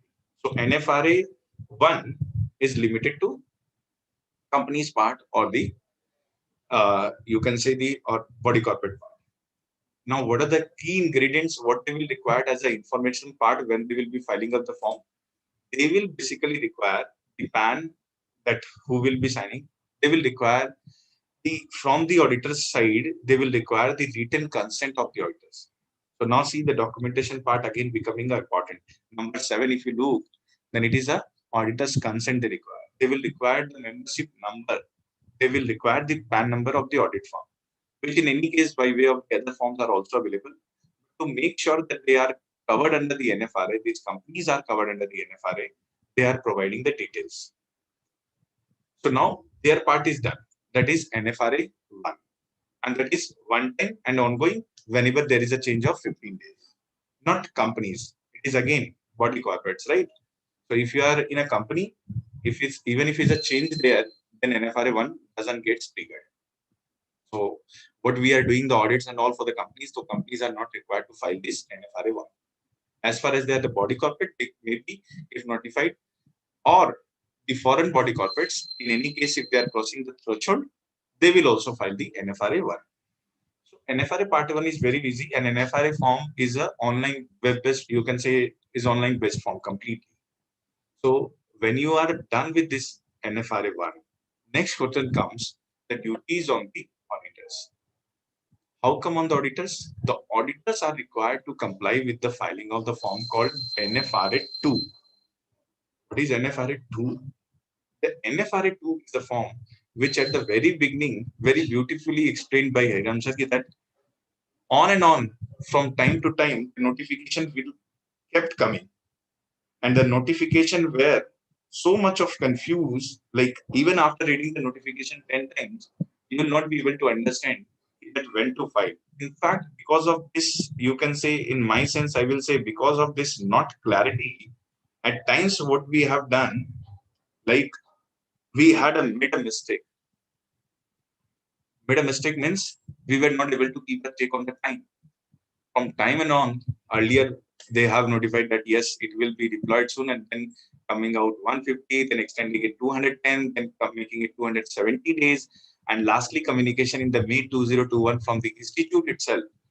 The Chartered Accountant Institute has issued advisory to everyone that please file your form, because the last date for the previous NFRA 2 was the 4th September 2020, and this year also it is due. And it is earlier, the deadline was the April, but in the September 2019, the ministry thought that April is too early. So they have made the timeline to file this form is the 30th November every year, 30. So it is now 30 November every year. But hardly I have, in fact, from my personal experience, I am saying, in fact, I got in interact with many auditors that who were asking me that NFRA 2 will trigger, whether we need to file, what we should do. We need to update it. Yes, you need to. So all will file. In case no, all will not file, because see, it is very clear. Every auditor referred to in rule 3. So I think that clears almost half of our doubt. That if first go and check whether you are having a client falling under clause 3, means rule 3. If I'm having the listed company, of course I will. If I'm having the unlisted public company having a paid capital 5 crore, net worth 1000 crore, loan outstanding 500 crore, of course I will. If I'm having insurance company, banking company, or body corporate as notified by the government, then of course I will. If I'm having the foreign body incorporated outside India and is a material, means generating 20% of net worth, then of course I will. So moment all these 4 bullet points are triggered, that yes, I'm doing audit for all these, please be assured that I have to file this NFRA 2. It is very clearly mentioned under the rule 5 that I will be required to file the form NFRA 2. The timeline is 30th September. How we will file, where we will file, get the information, it is very much available on the NFRA website. You have to file this form online basis only. It is purely on online. So what are the essential information required for this form? See, for this form, you will be required a lot of information.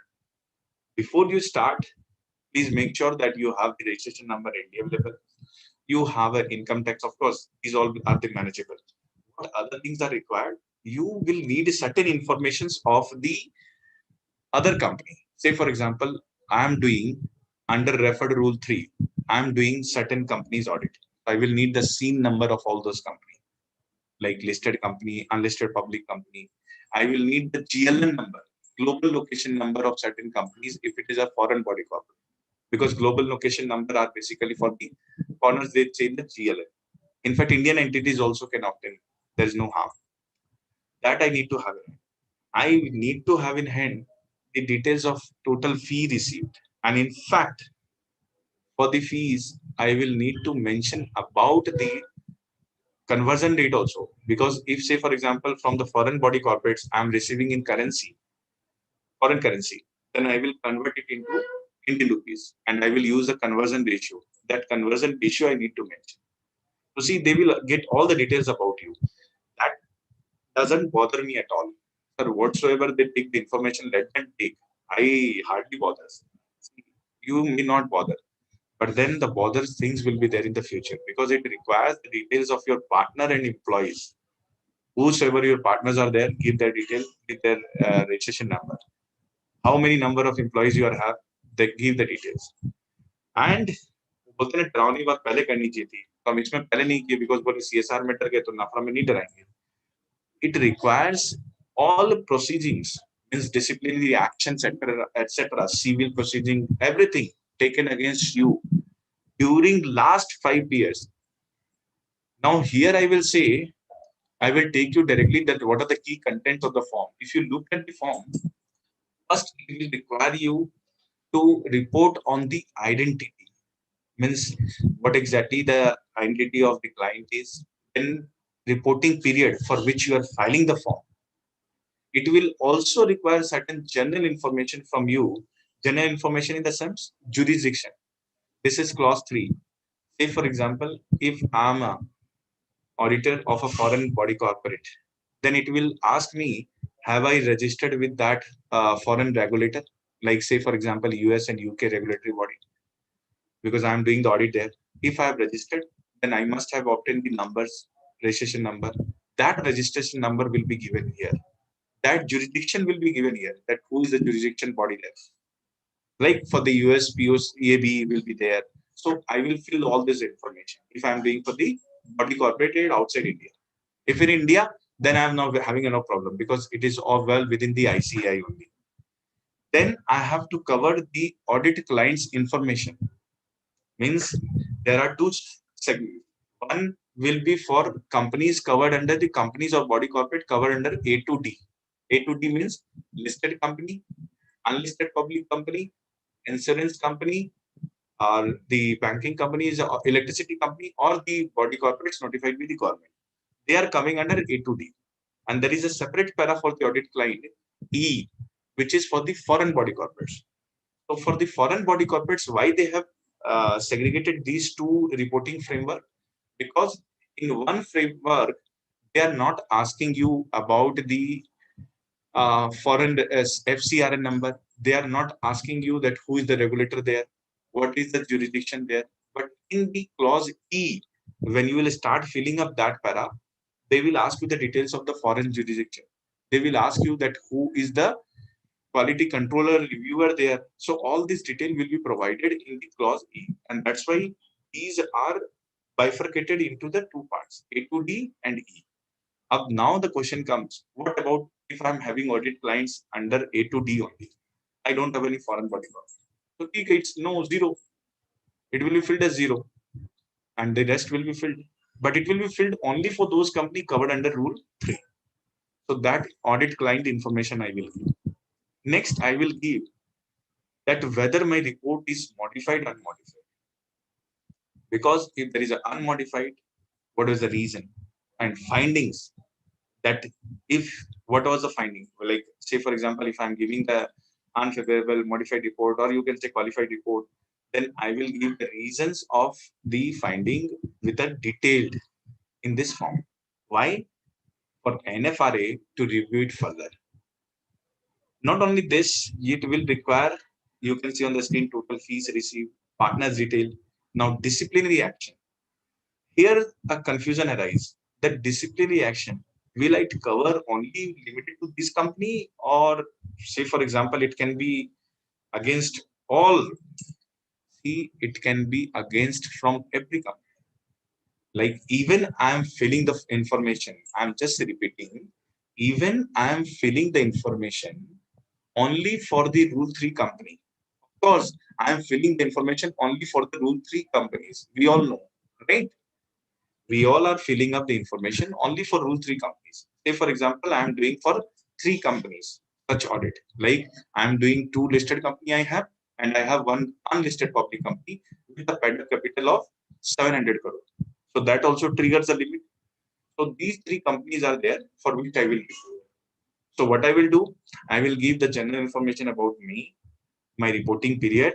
Then I will fill that audit clients total number and falling under A to D may 3.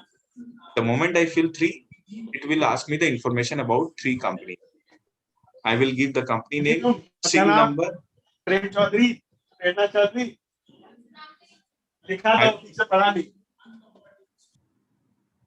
I will give the informations about the 3 only, and then I will proceed for filling the information. Now, total fees, partner, and everything are given. question when disciplinary proceeding will start, I will be worried whether disciplinary action in respect of these three company only, or from all the means any other company. It covers any other. It is very wider and very clear that disciplinary proceeding against any partner and employee. So be careful, even the employees are covered. And if it has taken in the last 5 years, you have to mention it. And say, for example, if people were having a different view, they were saying, no, I will disclose the information of those partners and employee as on, say, for example, I'm filling up this form today for the year 2021. 31st March 21 position is there. So they were saying that discipline proceedings against any partner and employee, only those partner and employee who are continuing as on 31st March 2021. No, rather this form is much more wider. NFR has gone so stringent that they are requiring, even say, for example, it has taken place against the proceeding during, say, in the December, and they have left your company, organization or firm in the January itself. So means the employee is not continuing in the firm as on 31st March, but still you will cover those information and you will give a rider there. You will give a disclosure. That disclosure they allow with attachment. That do write that this employee has left the firm or this partner has left the firm. But then do cover the proceedings, all proceedings for the last 5 years.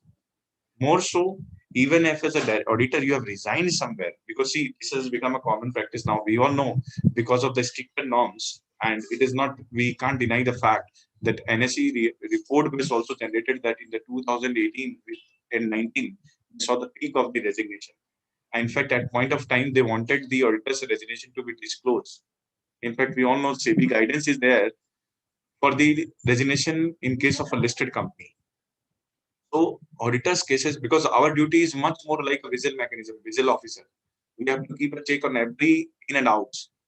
So from that perspective, even if you have resigned in a small company, even you have asked for the withdrawal of your report, like say, for example, you are in complete difference of view with the management for a particular statement or report, and you are withdrawing that.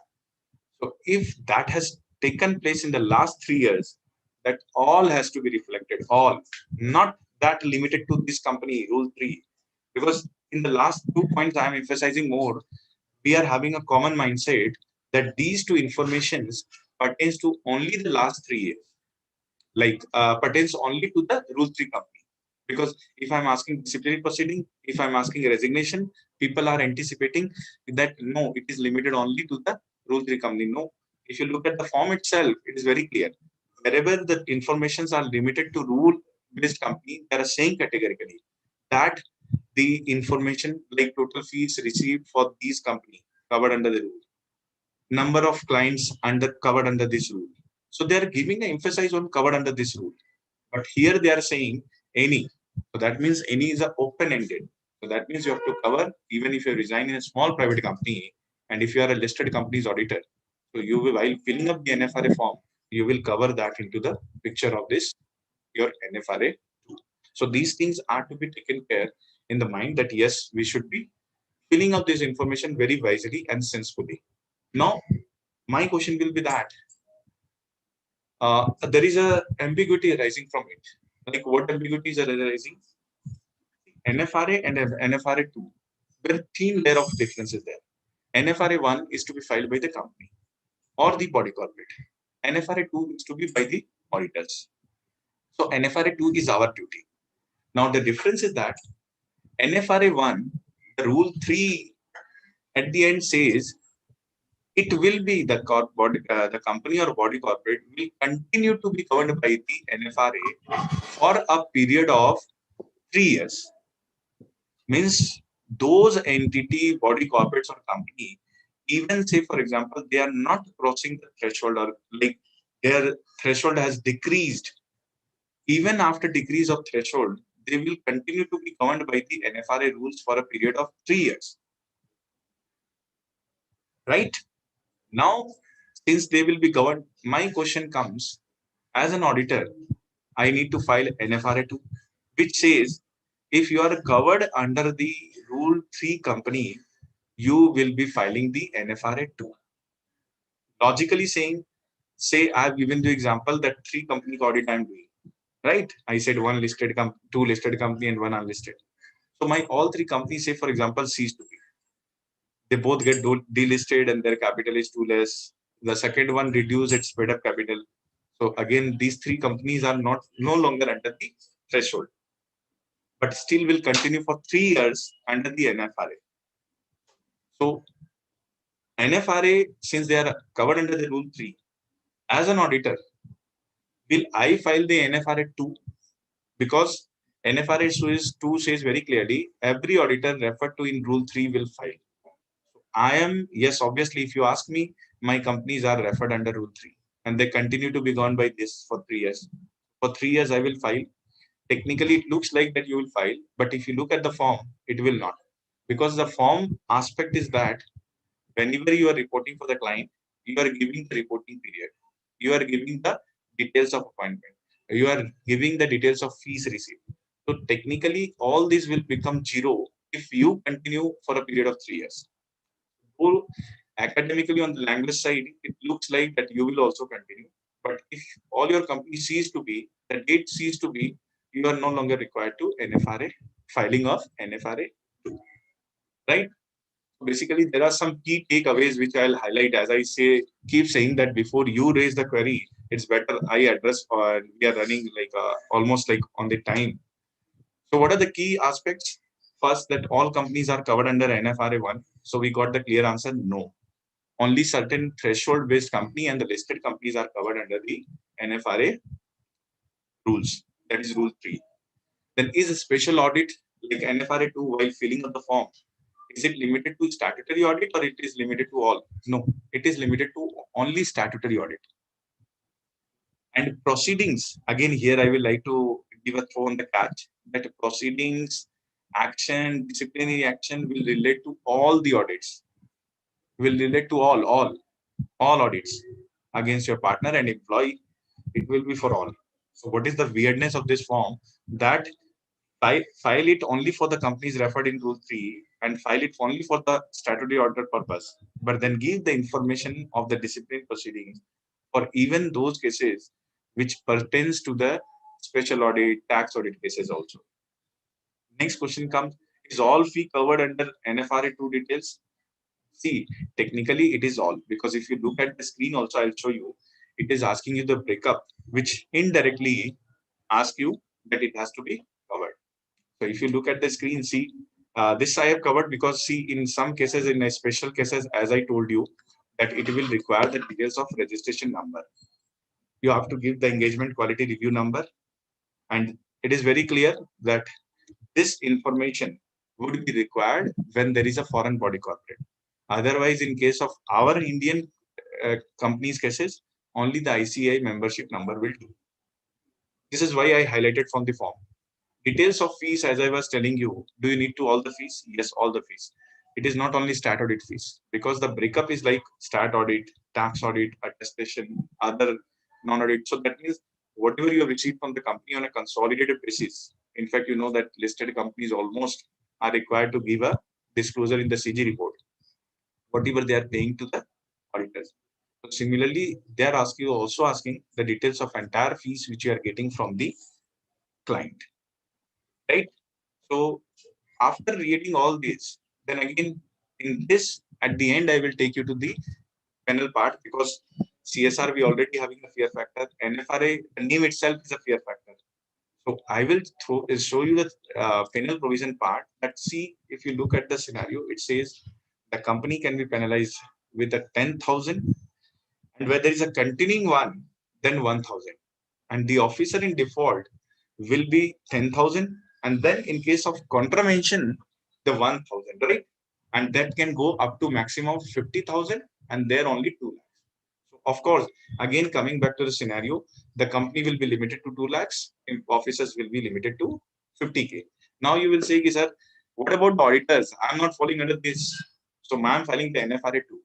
So better you look at the upstairs part, which says even the auditors will be penalized under 450. And what I read was the 450 provision. So if, say, for example, I'm an auditor, I may be penalized like equivalent to officer in default for 10,000 continues 1,000 and it can extend up to 50,000. So single breach or giving some wrong information or not filing in time, though of course there is no fee as of all. And then of course the timeline also been relaxed gradually. We don't know for this year whether this 30th November is good enough time for the filing of this form, but whether it will be extended or not, none of us know at this moment. Whatsoever the time limit is that we have to comply with, ensure the proper compliance of the provisions, and to ensure more so, in fact, on the company's part also, in many cases, NFRA 1 has to be filed on ongoing basis where there is a change in the auditor. So it's our duty, if such companies are covered under draft NFRA 1, to intimate them that NFRA 1 has to be reported. And beside all this, we all know that under the Rule 11, NFRA in any case has a wider gambit of disciplinary proceedings, which includes the professional misconduct, etc. So this is in short, I wanted to give a glimpse of CSR and the NFRA provision. And of course, nonetheless, we are on time also. So I just conclude with this. And again, once again, thanking the entire study circle, Central Kolkata, for giving this wonderful opportunity to interact with you people. Over to you, sir. Thank you, sir. Thank you, Raviji. It's a great session, sir. It's the last 1.5 hour, approximately 2 hours. We are with you. All the details nicely covered by you, sir. So, sir, we're starting with the question answer session. Requesting our committee member Rashmi Bihani ji to please carry on the question answer session. Yes, ma'am. Good afternoon, Raviji. It was a nice insight for CSR and NFRA which you have delivered.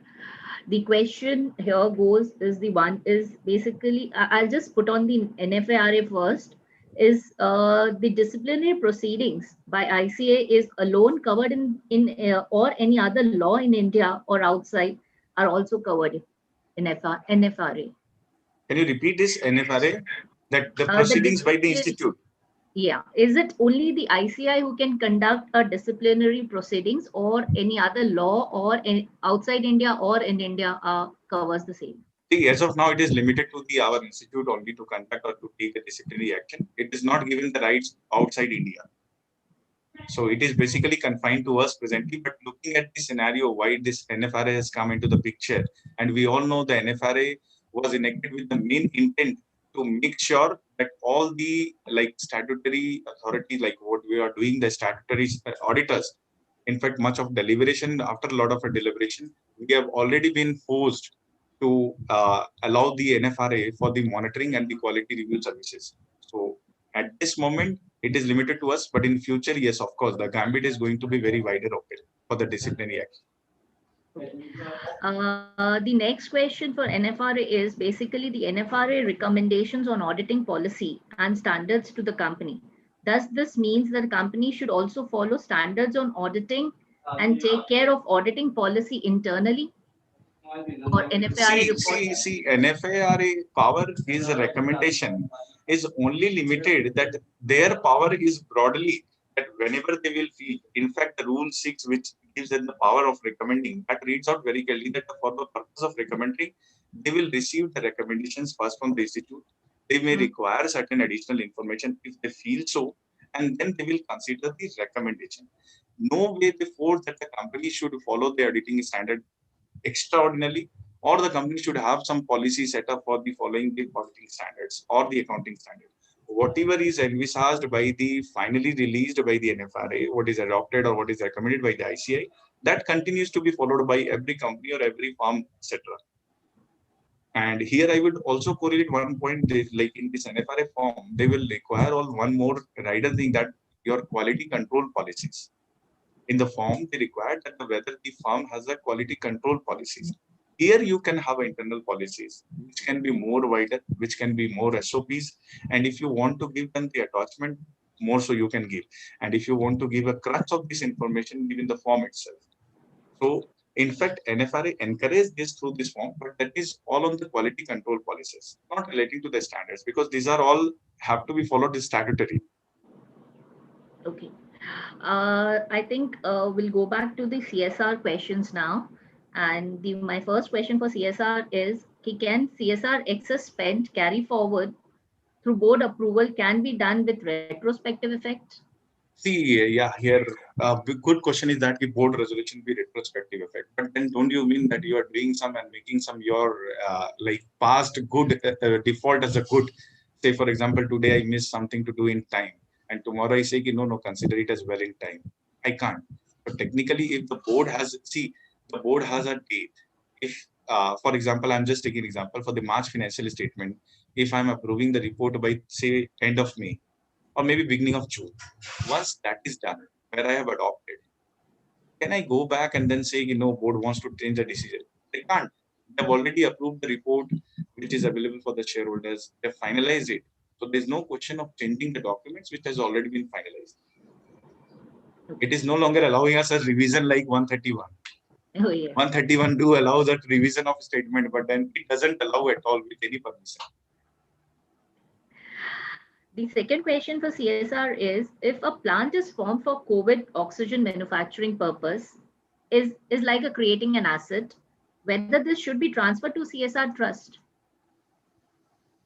You have created a plant and then you want to transfer it to the CSR trust. Yes, you can, because see, in fact, the new rules allow you for the capital creation, like capital asset creation. That has been particularly inserted under the new rules. But then capital asset should be held in the name of, they also encourage the company cannot hold the capital asset in their name.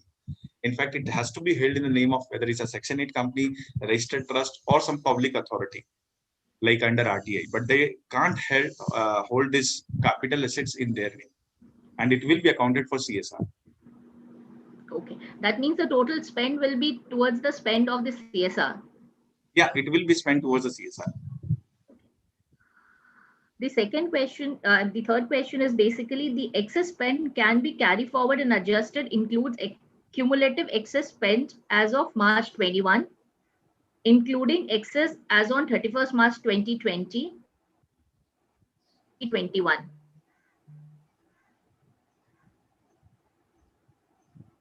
You are not audible to me. I think your screen is frozen. Just repeat. Rasmi, please repeat. Hello, can you hear me now? Repeat. Yeah, it's very clear. Sorry for the interruption. The excess spent, which is to be carried forward and adjusted, includes the cumulative excess spent as of March 21, or it's only for 2021? See, whenever you are carrying forward the excess, you can't carry forward the cumulative, because that is what I was saying.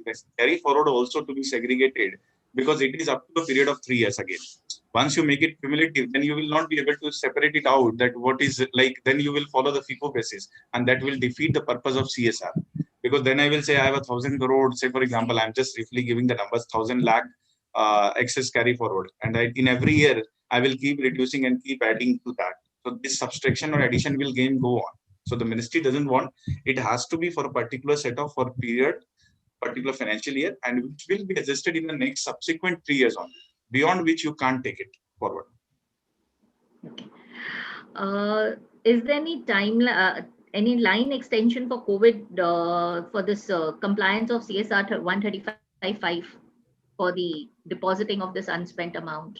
See, as of now, there is no timeline, because we all know it is like within the closure of financial year, 30 days, you have to transfer it to the unspent account and all.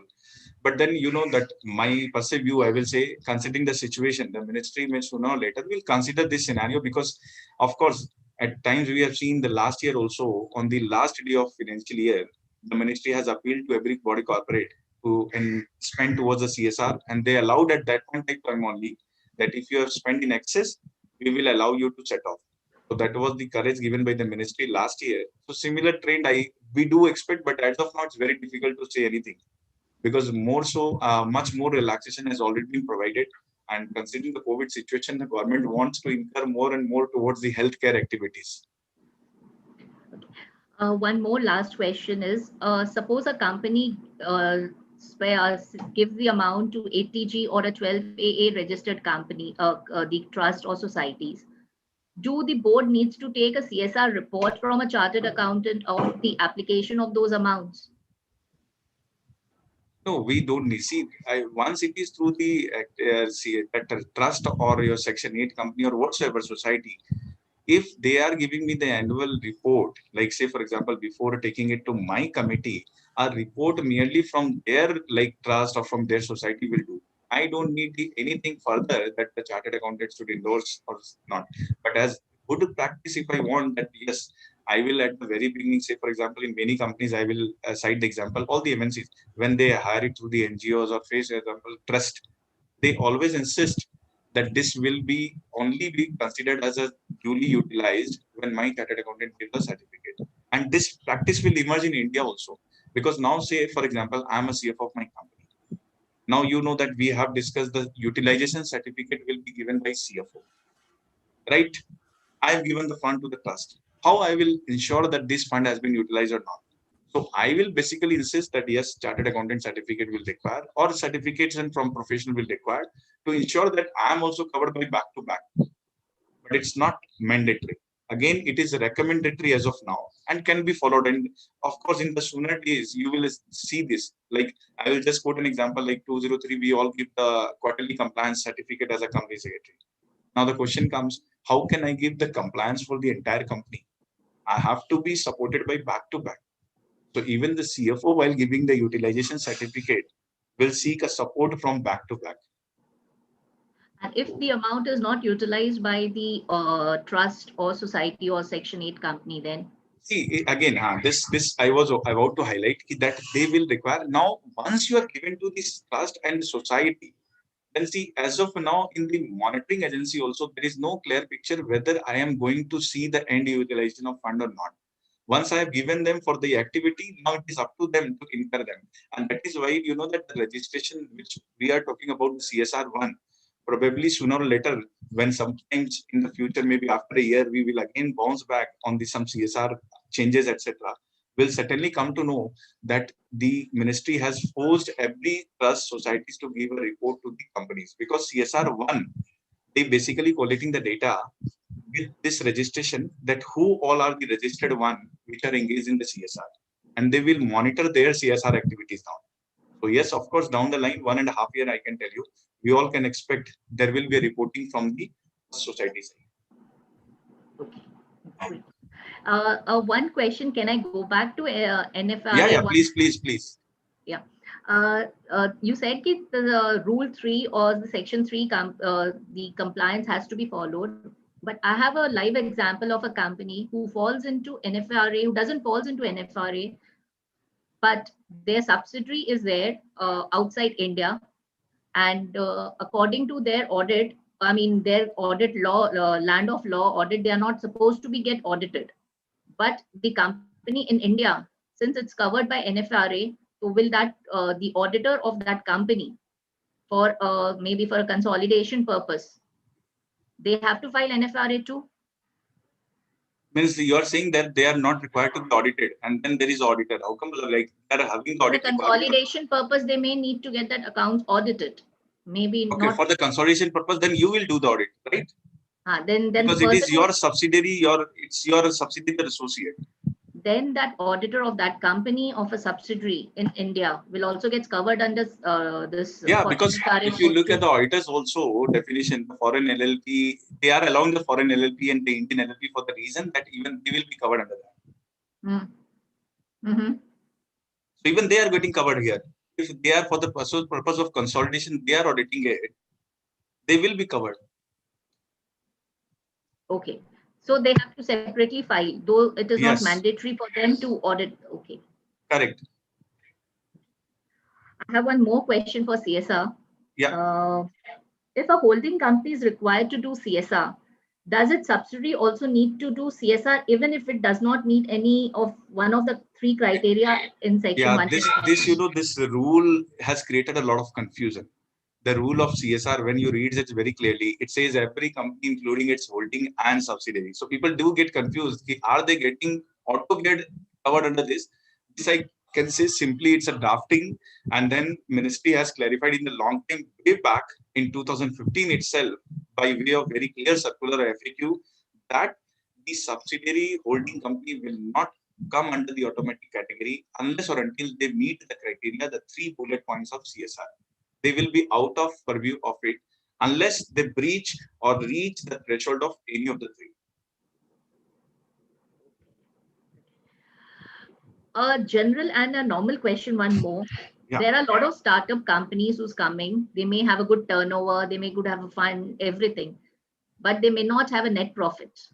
Yeah, you know that. Then I keep listening to this, and then I get some kind of like, I can tell you upfront, like, since it is a general question, at times people do get frustrated and say, what is the use of this? Then they are making something like unnecessary. Say for example, if a trading company is there, it will have a huge turnover because it is basically a trading company, and it's basically it will be originating the good turnover. If a startup, yes, of course, they will invest in the good network because they need to get some good partner. They need to infuse fund from the other one, showing that yes, we have also invested in those company. Having a meager profit means, like, say for example, not even like 1 or 2 crore, and it's, in fact, they will be need to consider the CSR. That becomes kind of onerous in that kind of a situation, because presently, considering the scenario, the 3 parameters, in fact, at times it has been deliberated by many chambers also, that not feasible for all, because these 2 criteria are altogether separate. And if you look at the perspective of the different company, then CSR is becoming more or less like an obligation.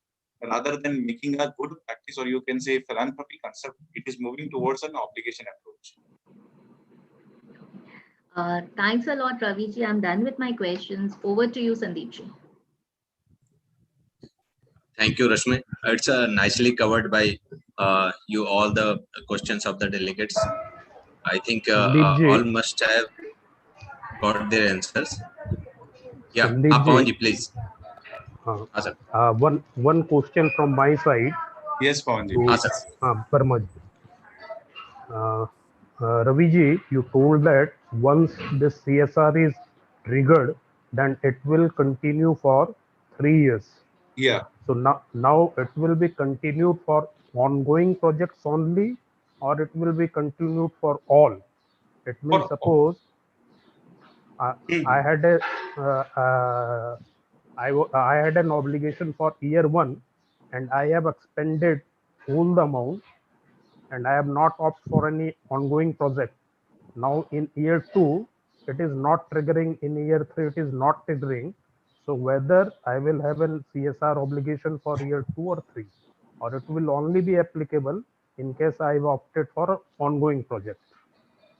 See, even sir, if in year 1 you are under the threshold of any of the 3, means net worth, turnover, profit, then for the second FY, third FY, and in fact 4th FY, for the next 3 years, you will continue to bear the amount towards the CSR.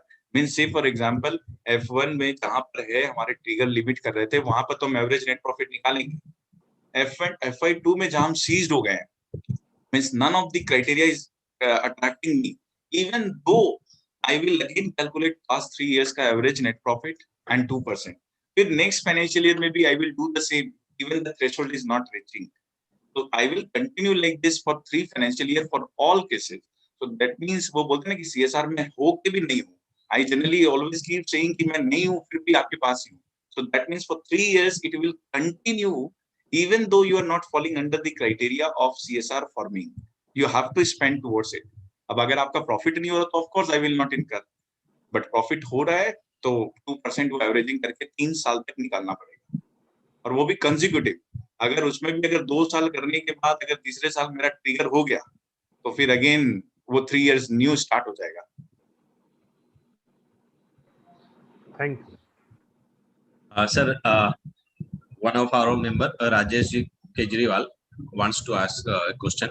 Rajesh, please put your questions. Sir. Yeah, Rajesh, please go ahead. Sir. Yeah, Rajesh, please go ahead. Yes, sir. Sir, 135(1) says that every year, it is an every year exercise, that every year you have to see whether in the preceding year whether you are meeting any of the 3 criteria or not. But it means the year 1, if we said, as you said, that in the question of Mr. Pawan Agarwalji, let's say in the year 1 there was a profit of say 5 crore or more, then year 2 I am meeting the criteria, so I am doing CSR. But again in the year 2, I have to see whether in the year 2 I am meeting the criteria or not. But if in the year 3 I am not meeting the criteria, I am not doing as per the act. But if we go to the rule says that once you are in 135(1), you have to do it for 3 years. So don't you think that there is a contradiction or it is an extension of the act? Can rule extend the meaning of section? So this is my question, sir. Yeah, very good question, Rajesh. Rather, I can tell you कि आप लोगों के सब coincidence in the morning itself, not related to the topic, but I was having a good debate with someone over the rule conflicting the act or the act conflicting the rule. Rightly saying in the morning, I was having a lengthy discussion on this. And in my view, I will say, yes, obviously you are right. If you look at the act only 135(1), which says immediately preceding financial year. So that means if I'm not having immediately preceding financial year, my obligation towards forming a CSR committee dispensed with. I'm no longer required. But then at the same time, I will say, if you refer to the rule 3, which talks about the corporate social responsibility, it says very clearly that you will be continue to be followed, or you will be required to follow the compliances unless or until you cease to be for a period of 3 years. Now the question comes, which one will prevail? Can I take a plea that rules will not prevail over the act, or the act cannot see? Act, had it been the situation, an act would have specified that only for this, and then after they say for example, act would have elaborated it further, that in the next year, when there will be no threshold limits reached by the company can voluntarily continue with CSR. Then I would have said the act would have prevailed. But then if the act is silent and the rules are deriving its power from the rules, so I will apply the rule of interpretation, that is a specific interpretation literal to both the sides, exclusive. I will read it the other way, that the rules are getting its authority from the act. And if rules are specifying that very clearly, that for 3 years, then I have to follow. Otherwise, the entire rule set work or rule framework will get defeated. And similar debate we had a long time on the MGT 9. You must be knowing that MGT 9, which created a lot of drama, like whether extract will go or not in the board's report. Rules, act rules. And still, we all know, be it the company law, be it the GST, everywhere, there is a conflict between the act and the rules. But if it is specific, clear on the nature, then rules can't override this. But if it is not clear, the rules are derogative of the act only. Thank you. Thank you, Rajesh. Thank you, sir. Thank you. Thank you, sir. Sir, one little question from related to our association. Like, suppose it's a educational association, and we have taken 12 AA and ATG registration, and also registered in CSR 1. We have taken the certificate. So whether we can do CSR activities related to education, or any activity it can be done, or whether any company, how the company from a different extreme can invest in educational sector of CSR, or like some limitations are there? Yeah, very, very apt question, brother. I will say, Sandeep ji, it is like I have seen in many organizations, like they are like not only on your association, many we also come across various associations where they are having a limited specific purpose. See, every NGO is working towards a particular field. Even say, for example, I will come across tomorrow an NGO which is working for children poor, or poor children. There might be some NGO which is working for old age. There might be some NGO which is working basically towards the environment. So now here, what question will come? Can I, as a company, or can that trust, or the society, or association like 6 and 8 company, etc., can we continue the activity by saying that, like, apart from the environment, we will indulge into some more activity? Yes, certainly that window is open to you, because see, for your compliance, you are well in compliance. Your motive might be towards the educational, but when you are taking the funds towards the CSR from the company will definitely give you the indicative list of projects. Because as a company, when we also exchange a letter with the trust or the NGOs, we do exchange giving a preliminary list that this is the list of our projects where we want to invest more and to incur towards the CSR as approved by the committee and the board. And we expect that you will continue to expend towards the same and will give us a report. So then NGO can take into the different field also. It's not necessarily that if it is educational, then the company cannot say that they have incurred towards the environmental benefit as well. That's completely open window. It can be 360 degrees a horizon for that. Thanks a lot. Thanks a lot, sir. Now I think all the queries are a very clear concept related to CSR and this NFRA, which was hanging around. So, sir, thanks a lot for joining with us, sir. Now, for the concluding remarks, I am again requesting Hariram ji to please give your concluding remarks for this session. You are mute, sir. Well, before Hariramji, I must say he is sitting at a good environment. He is enjoying the beauty of that environment. Right. Our convener is also in the greenery. Yes, sir. So, friends, thank you, Sandeep ji, for giving the opportunity to concluding remark. And the session was so nice and so practical and so relevant. And at the outset, I told that both the topics are such vast that it may require hours to discuss and discuss and discuss. But the Ravi ji has given in a minuscule of say 2 hours the whole of the ambit of both the provisions relating to CSR and provisions relating to NFRA. So whatever was relevant to us, whatever was confusing to us, whatever was applicable to us was well explained by Ravi ji, and we must congratulate such a nice deliberation. And this is our first deliberation, I hope, from Ravi ji in our study circle, and we see more such deliberation from time to time, such topics from Ravi ji. So nicely deliberated, and I don't think any query or any doubts are in our mind so far. So over to organizer, over to Sandeep ji. Thank you, Hariramji. So now I request Pratik to please offer a memento and vote of thanks for today's speaker and the delegates also. Yeah, over to Pratik. Ravi ji, we thank you from the bottom of our hearts, from each one of us, from us here Central Kolkata team and members and delegates for today's session. And please accept a small memento from us, small token of love for your digital library. And we hope to have you again on our platform soon. Thank you so much for your time and for your questions. Thank you, sir. Back to Sandeep. Thank you, sir. Thanks a lot. Thank you so much. And so, sir, we are really delighted to having your delegation deliberation related to this subject. And overall, we got the feedbacks from the delegates. It was really nice deliberation they have received related to these topics. And sir, they have also requested that if possible, if you share with us the PPT, Sure, so for their benefit. Yeah. Sure. So we will. Thanks a lot, sir. With this, I may announce to close this before session. you conclude, I must Yes, convey the thanks for all those members for bearing me for a long time. As Adamji was saying, it is quite a long time, but for bearing me on this Sunday at least. Thank you. No, Raviji, it's so a much. very enriching session. Yeah, we have learned a lot. Thank you. Thank you, sir. Sir, if you have made any article on this, you can also share with our association so that we can circulate it to our members. Sure, sir. I will. Yeah. Basically on CSR, sir, we are really facing a lot of problem in CSR.